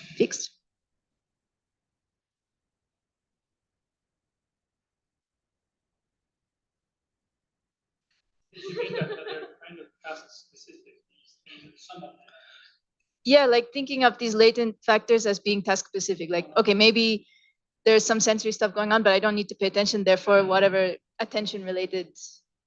So I would say the computation that they do, I don't think it's task specific. So the fact that they're active or not, it is, but the type of computation, it's related to the recycling of computational primitives for different tasks, which I think, it's almost a very specific property of general intelligence that we're able to, to jury rig. So if you think about using tape to fix a leak, in a sense, it's maybe what's happening with latent factor. You have a latent factor that was learned to cook, and then you use it to paint, because that movement gives you, I don't know, but I think it's a I don't. This of course it's just, but I think I see quite in my mind. I see a connection with general intelligence. The fact that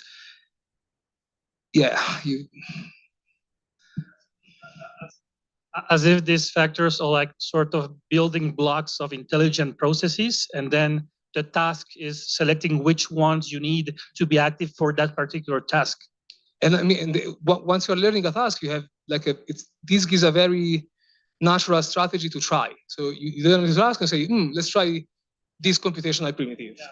Let's try this one, and until you get something that works, and say, but a little bit more fine tuning. So something even more important, that you can decide which latent factor go forward to other areas, for example.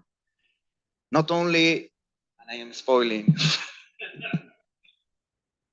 One moment. So, hasta están aquí, yo sigo.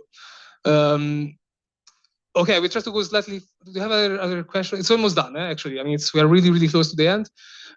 Yeah.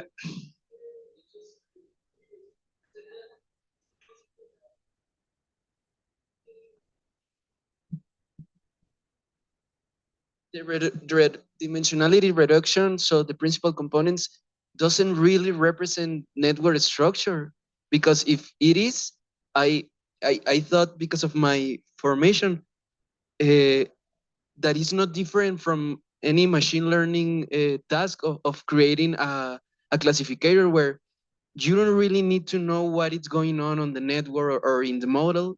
You can easily produce a very complex network that resolves the task with a good performance, but you don't really know what is going on the nodes, on the hidden layers and so on.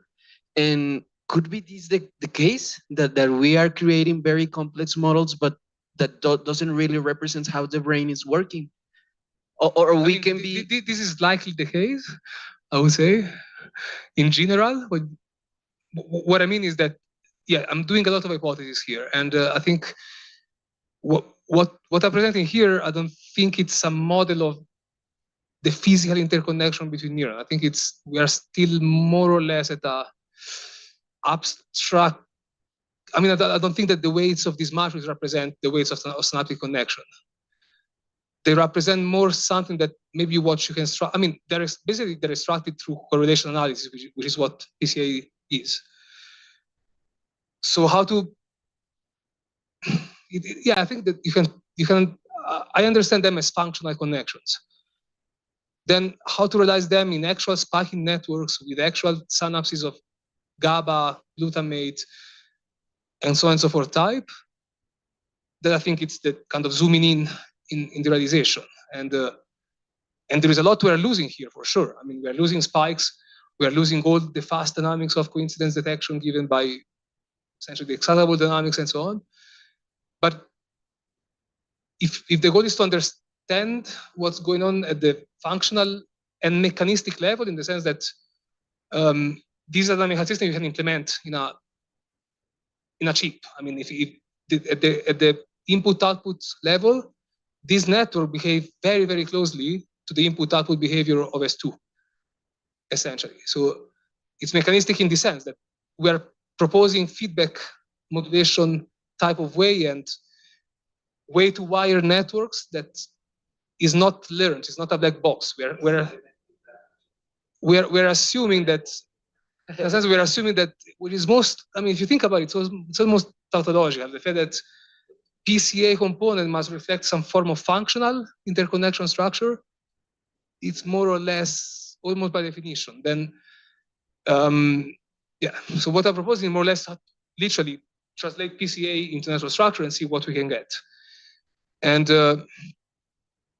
yeah, the emergence of this latent factor, I think it's shows that things are pointing in the right direction, in the sense that it's something that through different angles is already appearing in other context. And yeah. But yeah, for sure, this is a very, very wrong model of S2. If you want like a model of what the neurons are actually doing biophysically. Yes, but we need a model. We need to like produce knowledge and make approaches. I know. So what I wanted to know is how certain are we that of the principal components, the reduction? I mean, the principal components are measured. That's the point. That is not. I mean, they robustly appear each time you do experiments. It's not. Yeah, it's the most robust starting point to make models that I think you can have. And strangely, it has never been used to build models, which is what we are doing. But it's basically the only thing you can have from experiments are PCA are the principal components.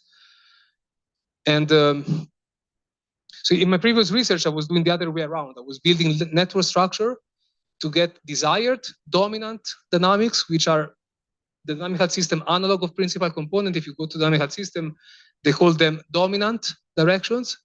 And so a lot of the research we've done with Anastasia, with Naomi, is to design network with desired dominant direction. In a sense here, it's a way to reverse engineer the network using those ideas.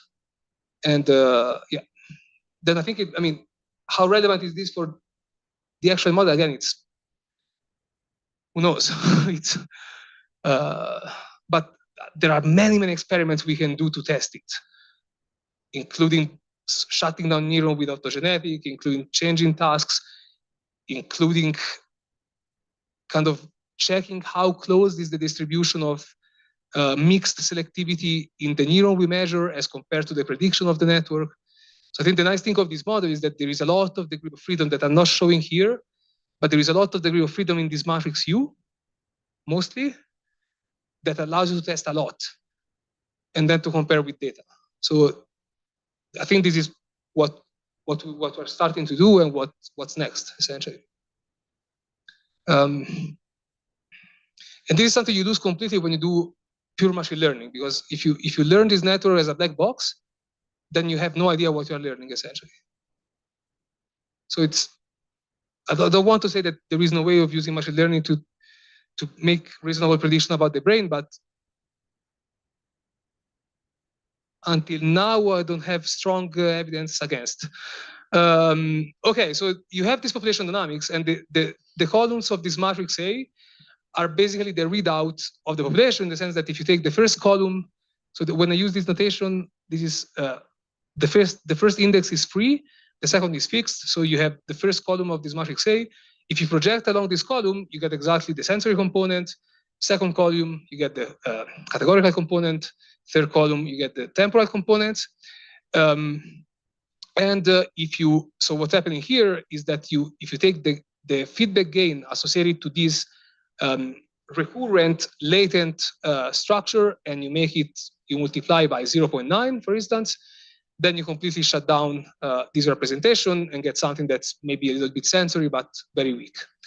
Let's go to the, can you see the traces? Maybe not, I will zoom in a little bit. So these are kind of sample neuron from the simulated population.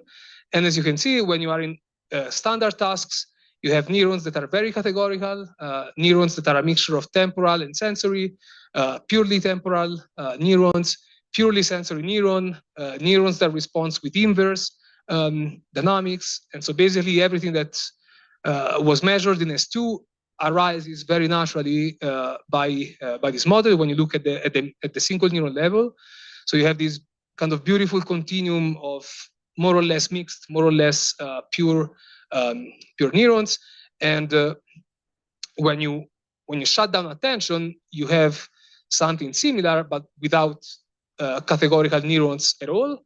And then something that we can do maybe rapidly is to reapply UMAP here and see whether this population breaks down like in S2. So this is, yeah. Even if for analyzing population dynamic, UMAP is not useful, to look at continuum dynamics, UMAP is extremely useful. So it's something that is important to remark. It's not that non-linear dynamics are not interesting. It's that I believe that for analyzing population dynamic, PCA is the best, or PCA or something similar is the best way to analyze. I believe that Juan Claudio too. But for looking at continuity or continuum dynamics, UMAP and other methods that look at that is the best. And do you have questions about this? Okay, so I will go rapidly through the multiple area idea. So again, these columns of the matrix A, here I'm using them as projection. This is what we do an experiment to see what are the important latent dynamics. Now let's see what's a possible interpretation of these columns from the biological perspective. And in a sense, if you have the columns of this matrix A, then essentially you have a set of synaptic weights through which you can extract exactly that dynamics from your neural population. So essentially you have like an output direction in your neural state that can be read by the next population. And interestingly, in this model, so until now, the only input I considered was this kind of abstract input that was coming from the latent part. But actually, each neuron will also have an input, which is actually the ionic current that each input receives. Let me call it W. I could have put it inside the sigmoid. I could have put it outside. Just for simplicity, let me put it outside. And if you do the inverse change of coordinates, so if you start from the single neuron dynamics, apply UMA to the -1 to get the latent dynamics, what you realize is that the input to single neurons affects the latent dynamics essentially through the lines of U-1. So you see here you have U-1 applied to the vector of input, which means that if you take the lines of the matrix U-1, you have, so the first line is how the inputs are mapped to the first latent dynamics. The second line is how the inputs are mapped to the second latent dynamics. To rephrase them in a fancy, but I think it's kind of, for me, very explicit way, or kind of what's going on. Essentially, the lines of the matrix U to the -1 are basically the receptive fields of the different latent components. So now if you shut down this abstract input U and redo all the analysis with this actual input W, what you realize is that the first latent component will be activated when the input is aligned to the first line of the matrix U to the -1.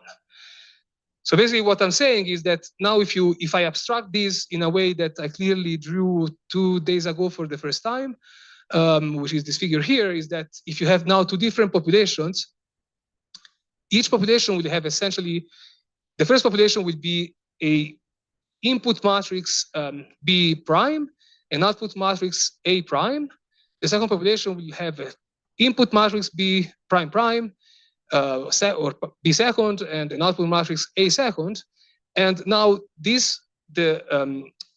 columns and the columns and the lines of matrix A prime and matrix B second determines whether the associated latent dynamics will be transmitted here. So I went very fast.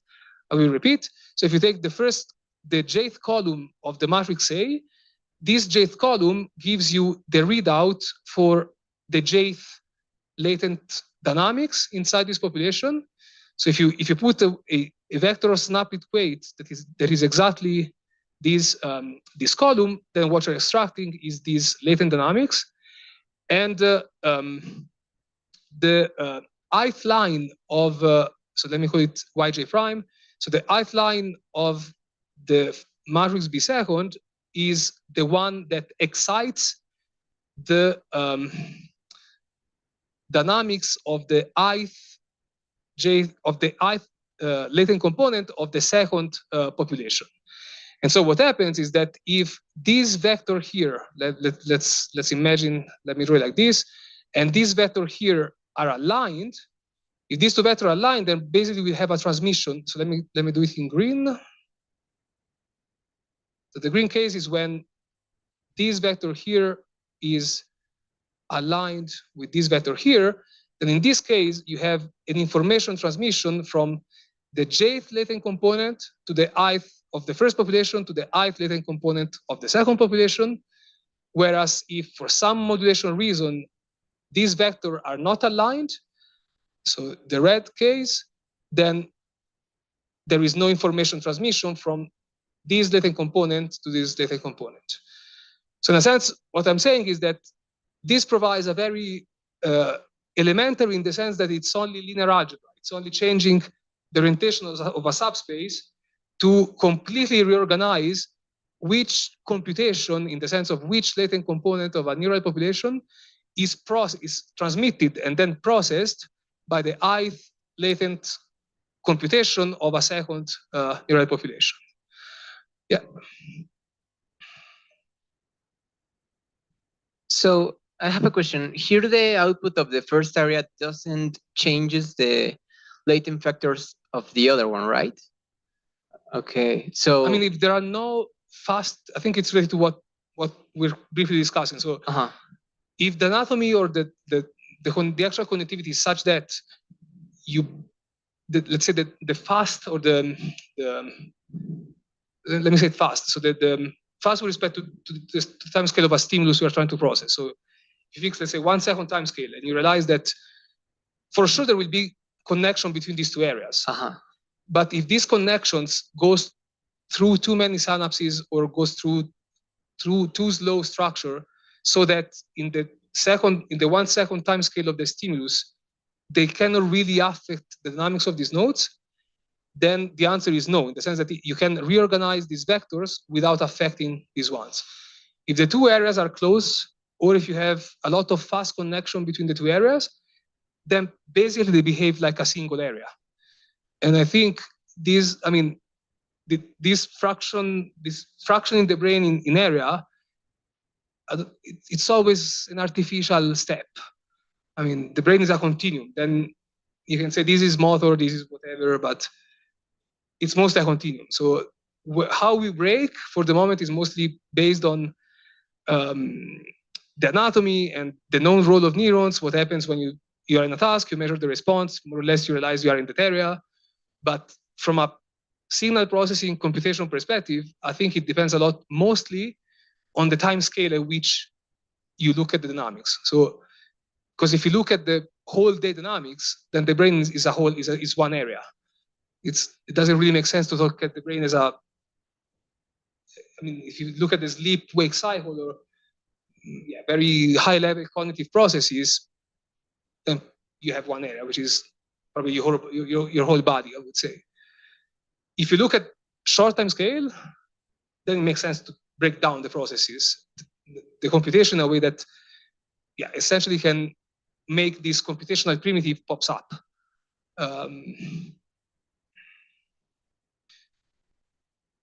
I don't know if you agree with what I just said. I think it's a very... So last thing, I was thinking that wouldn't be like convenient to change also the factors like a task permutator, like these are important, let's give this input to the next area so that we can perform this task, now this other, like switching between modes of latent factors, but we don't have like a direct way to do it. Why not? Because here we have like the matrix, the column of the matrix A and the row of B, right? But those are not are firing rates, right? No, the matrix A are not firing rate. Okay. The weights are these functional weights that arise somehow from the actual synaptic weights. No, they're not fixed. Imagine, I think more or less all neuromodulator change synaptic weights very rapidly. So if you have dopamine, serotonin, norepinephrine, if you want something that's kind of really neuromodulation, but then you also have way more dynamical way of doing this, which is using an NDA currents, using non-linear interaction between different currents in the dendritic branches. You can also do the same. So Okay, thanks.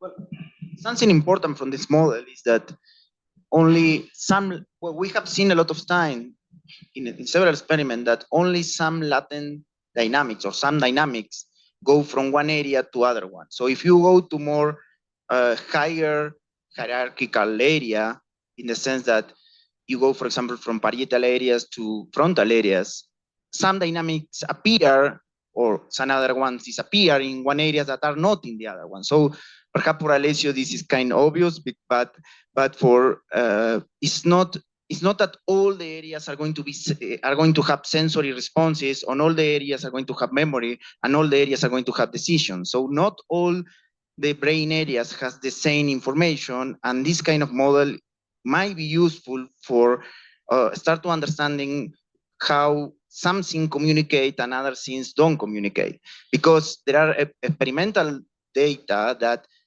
support this idea of communication subspace. This is not that everything goes from one area to the other one.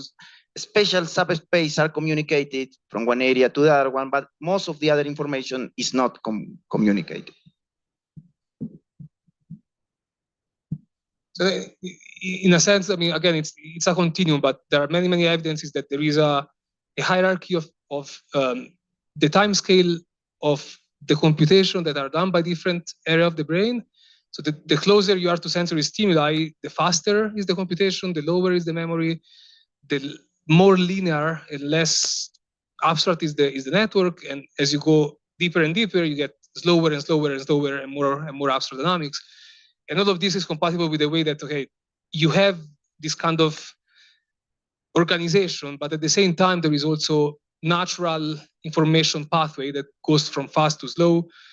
And then maybe you have something that goes back, but with a delay, with a more modulatory maybe type of role. So again, there is probably a lot to be tested experimentally, even without experiment, maybe just doing a collection of a lot of evidences that are there to kind of check what this can predict, can explain, and so on.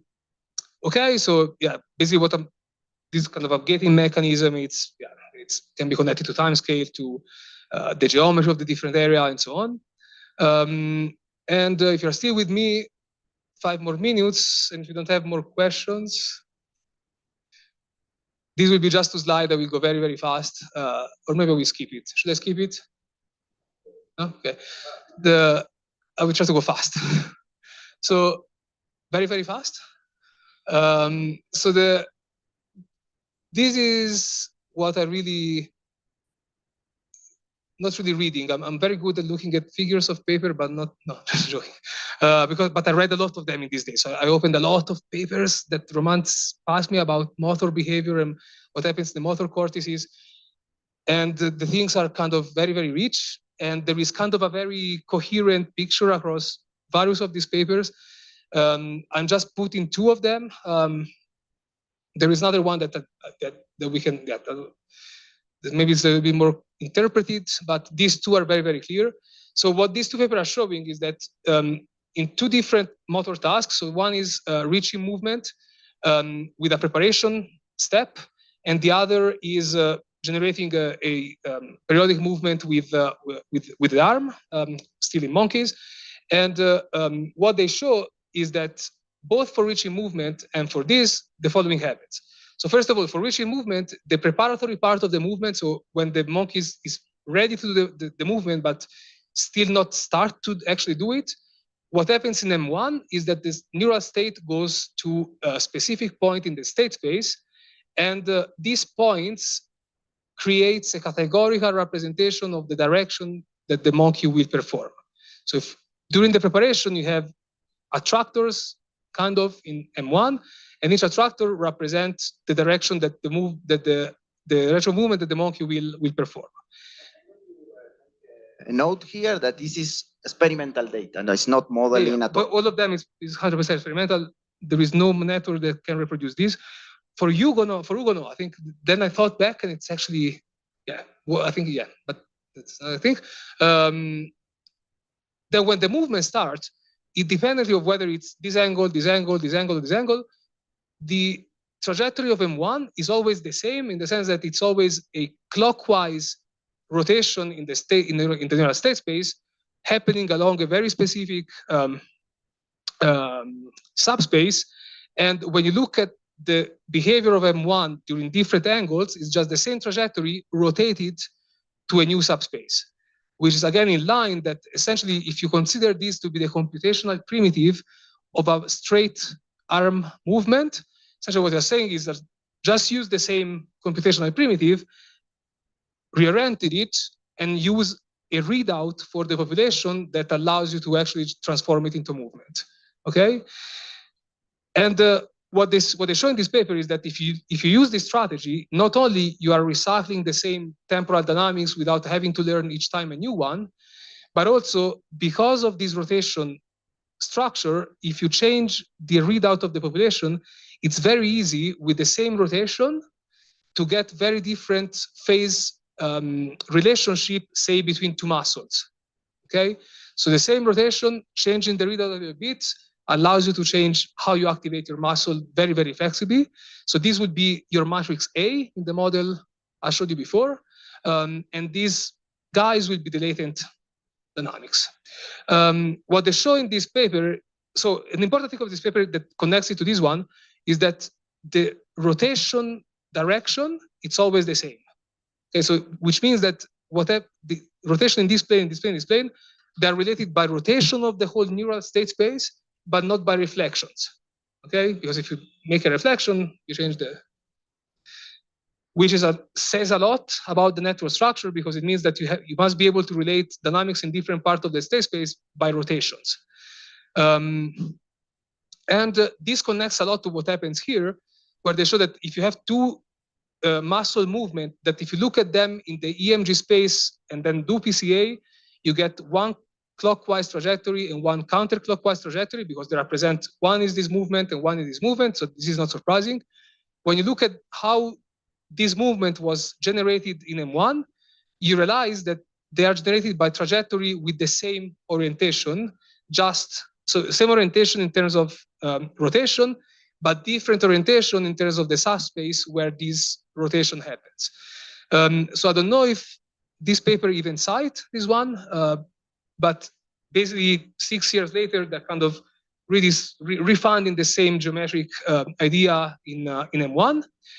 And again, for what we discussed with Hugo was not true, but for this, it's true. And this is what Omar showed, what Anastasia showed in another paper, that essentially if you have a network structure with this, of this form, where this matrix A is fixed, does not depend on X, then it's impossible to get this type of result. You cannot build a dynamical system that have the same trajectory by rotating different parts of the state space with just a recurrent network with this matrix that is fixed.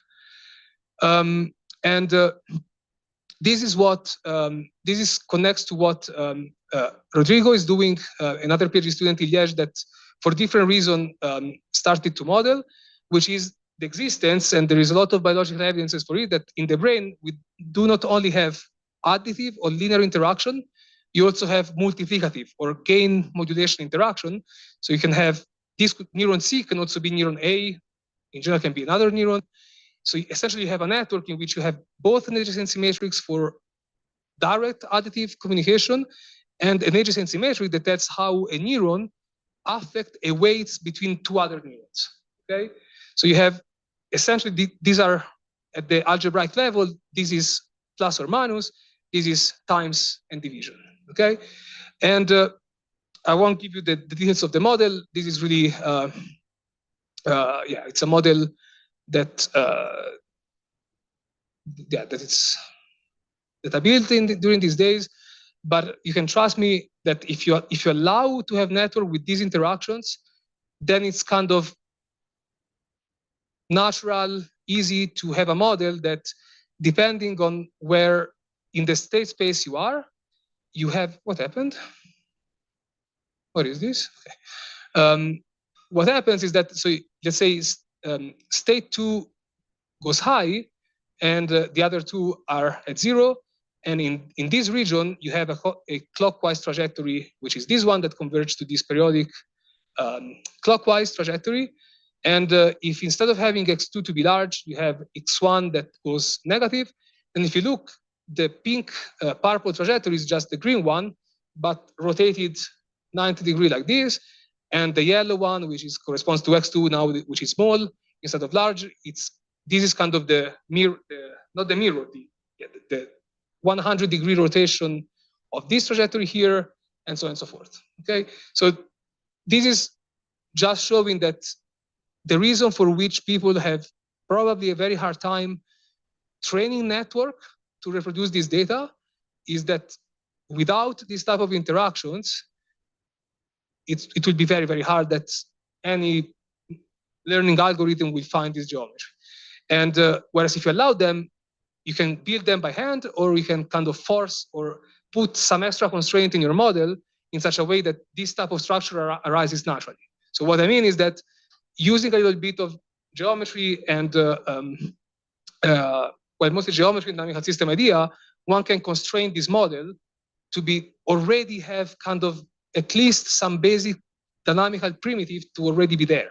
So we don't have to let an algorithm learn everything. We can kind of hard code this structure and this computational primitive, and then feed the data essentially to have something more quantitative and something that's not just a 3D simulation. But it's probably very important and something that's very missing in at least for the motor part. There are less evidences of this for sensory and abstract part, but the motor part is super clear.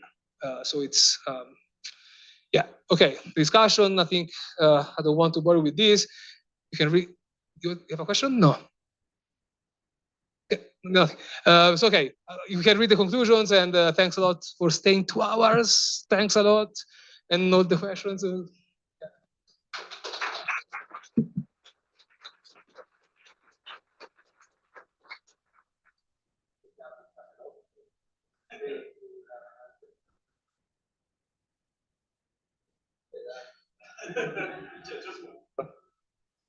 So going back a little bit to the idea that, for instance, in the light control trials, you shut down the categorical primitive, as you call it, right?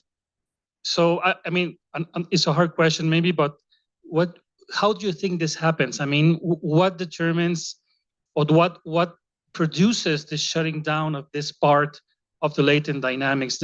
Is another part of the brain at a higher cognitive level that sort of has like links, and then when something happens, like the light goes on the button in the experiment, and the monkey knows, oh, so I don't have to pay attention, then something happens and it, from outside this particular network, and shuts down that part. So how does that work? What do you think? Yeah, the most natural hypothesis is top-down modulation. Yes. Okay. Then again, if I look at how this change in K is represented in the change of the topology of the network, I think with that simulation, which is something very unreasonable, because maybe we discovered all the synaptic weight must have been affected to have this. So I think, again, this is part of the hypothesis that one can test with this model, that is, so how do we translate PCA to natural structure, which translate in how does the mixed selectivity of neuron, how is the mixed selectivity of neuron related to network structure in such a way that, for instance, this type of modulation is reasonable in the sense that you can, maybe you affect only 10 weights and you have this effect. And I think, yeah, this can be done both algebraically in the model or in a more fitting, so starting from biological data and then reverse engineer. But yeah, I think that the answer is you have an extra layer that modulates some weight. Maybe you can start to assume something that I didn't put at all as a constraint. That can be next very natural. Next modeling step is to impose Dale's law. So to impose that a neuron is either excitatory or inhibitory, because I'm pretty sure if you look at the network, all neurons are kind of whatever.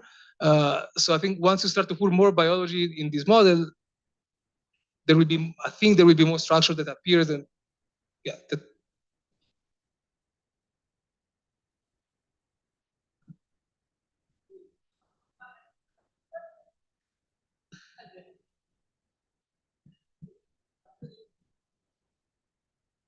Thank you. Yes. This model reminds me. I'm working with oscillations with this activity of population of neurons, and this reminds me this effect of entrainment. You know, that you apply certain rhythms, that it captures the system captures the rhythm of the outside of the stimuli, and what we know that if there is an entrainment not in sensory areas but in higher areas, the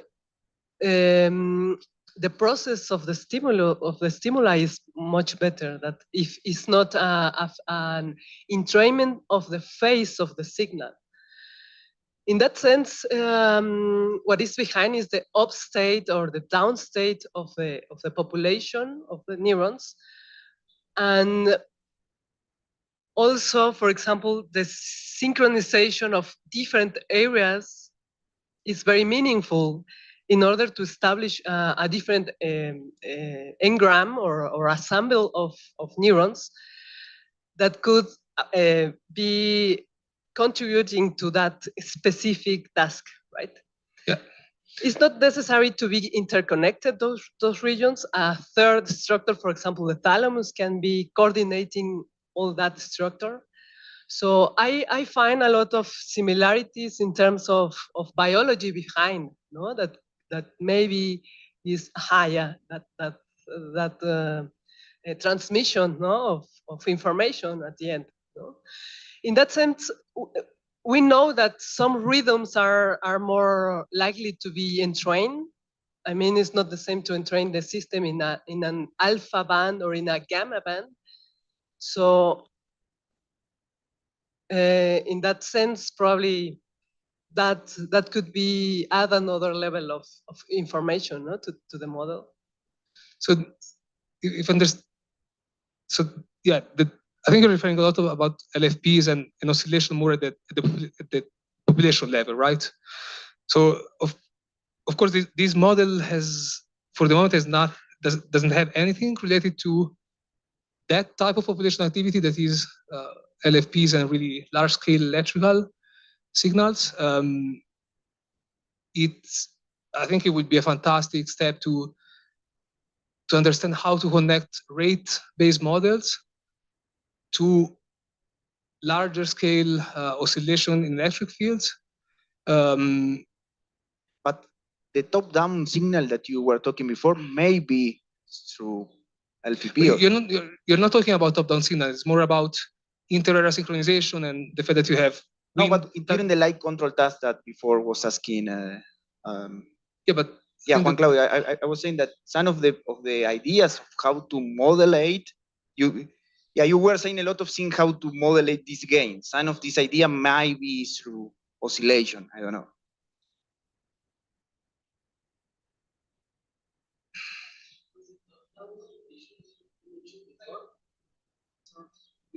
It needs to assume that it is in the same time scale, no? Like in here, we said that the areas needs to be on the same time scale to be able to influence ones on the other.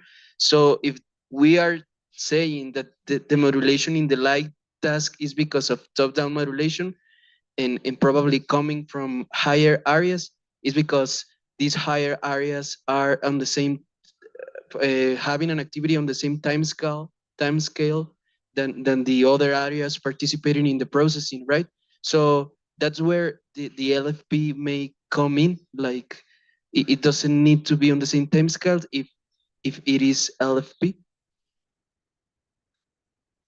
So my take is that right now we're discussing two different things in the following sense: that the light controls task.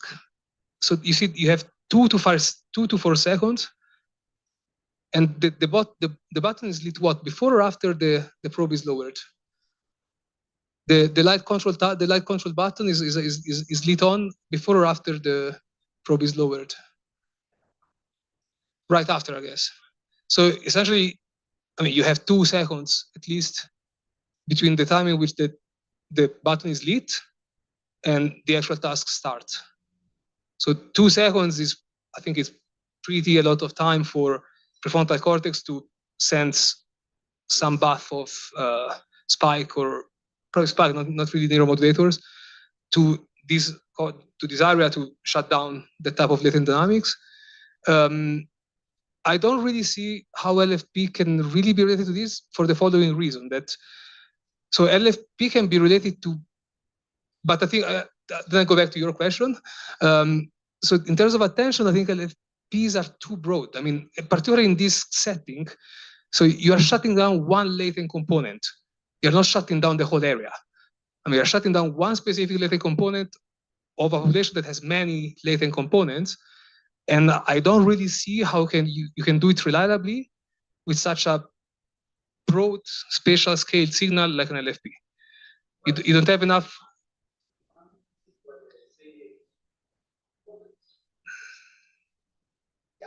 Sorry. Yeah, in a specific band, I believe that you can be fast modulated. Well, this is what the people have found, that some LFP band might be really top down, fast modulated like alpha. I mean, yeah, but yeah. I think so. Like, if you go to the primary visual cortex, I know at least one experimental evidence is that if you look at local modulation of alpha band, then you have this correlates a lot with the performance of essentially to attentional blindness in a sense. So in spatially organized area like V1, then, but it's a very low level structure, and it's spatially organized. Here you have a population that's very mixed. So I mean, here all the neuron doing latent component 1 are completely interleaved with neuron. I mean, they're the same neuron doing latent component 2. So in this type of computation, I don't see how something as broad as LFP and oscillation can fine tune this computation. Maybe I'm missing something. It's just a matter of interaction between space and where computation happens. But at the same time, if you go to intra-area dynamics, then I think what this approach will be missing. Where is it? So I think that this. So this model we are proposing here can be useful for, let's say, one-shot type of communication analysis. So to understand maybe how tension changed the readout of a population and connected it to dynamics, to the encoding dynamics of another population. But I'm pretty sure that this model cannot capture at all what you're saying. So the fact that areas that are very far apart can have kind of time-locked computation in a way that's completely incompatible with synaptic transmission alone. And in that setting, yeah, I think that coupling given by electric field, essentially, which we start to read a little bit about with a postdoc in there, with Sergio, who was here for one of his projects, which is, so people call it ephaptic coupling. So the let's say the non-epiphenomenological aspect of LFP. So understanding how LFP can actually affect computation, it's what being studied under the name of ephaptic coupling. So the fact that an electric field can change for sure the subthreshold dynamic of a neuron. And so when you have this spatially organized wave of electrical activity, then essentially you can synchronize in a weak way either close or far away populations. And this type of model, I think, will be useless in capturing that unless we add this kind of extra layer, which is the LFP. But that opens a lot of problems in terms of how you model. How LFP is related to firing rate, for instance. It's heavily discussed. Everybody has his own opinion. So a model of LFP, unfortunately, is I don't know anything that I think that cannot be brought here unless by doing very, very harsh assumption about how LFP are generated. But I agree that all that part is super important for cognition and completely not there. Yeah. Okay, thank you. Oh, yeah. I believe with Alessio that a lot of experimental work must be done to try to relate population dynamic to oscillatory dynamics, LFP or whatever. So yeah. And you're measuring a little bit, but it's okay. Does everybody want to go to lunch or want to discuss more? Thanks a lot.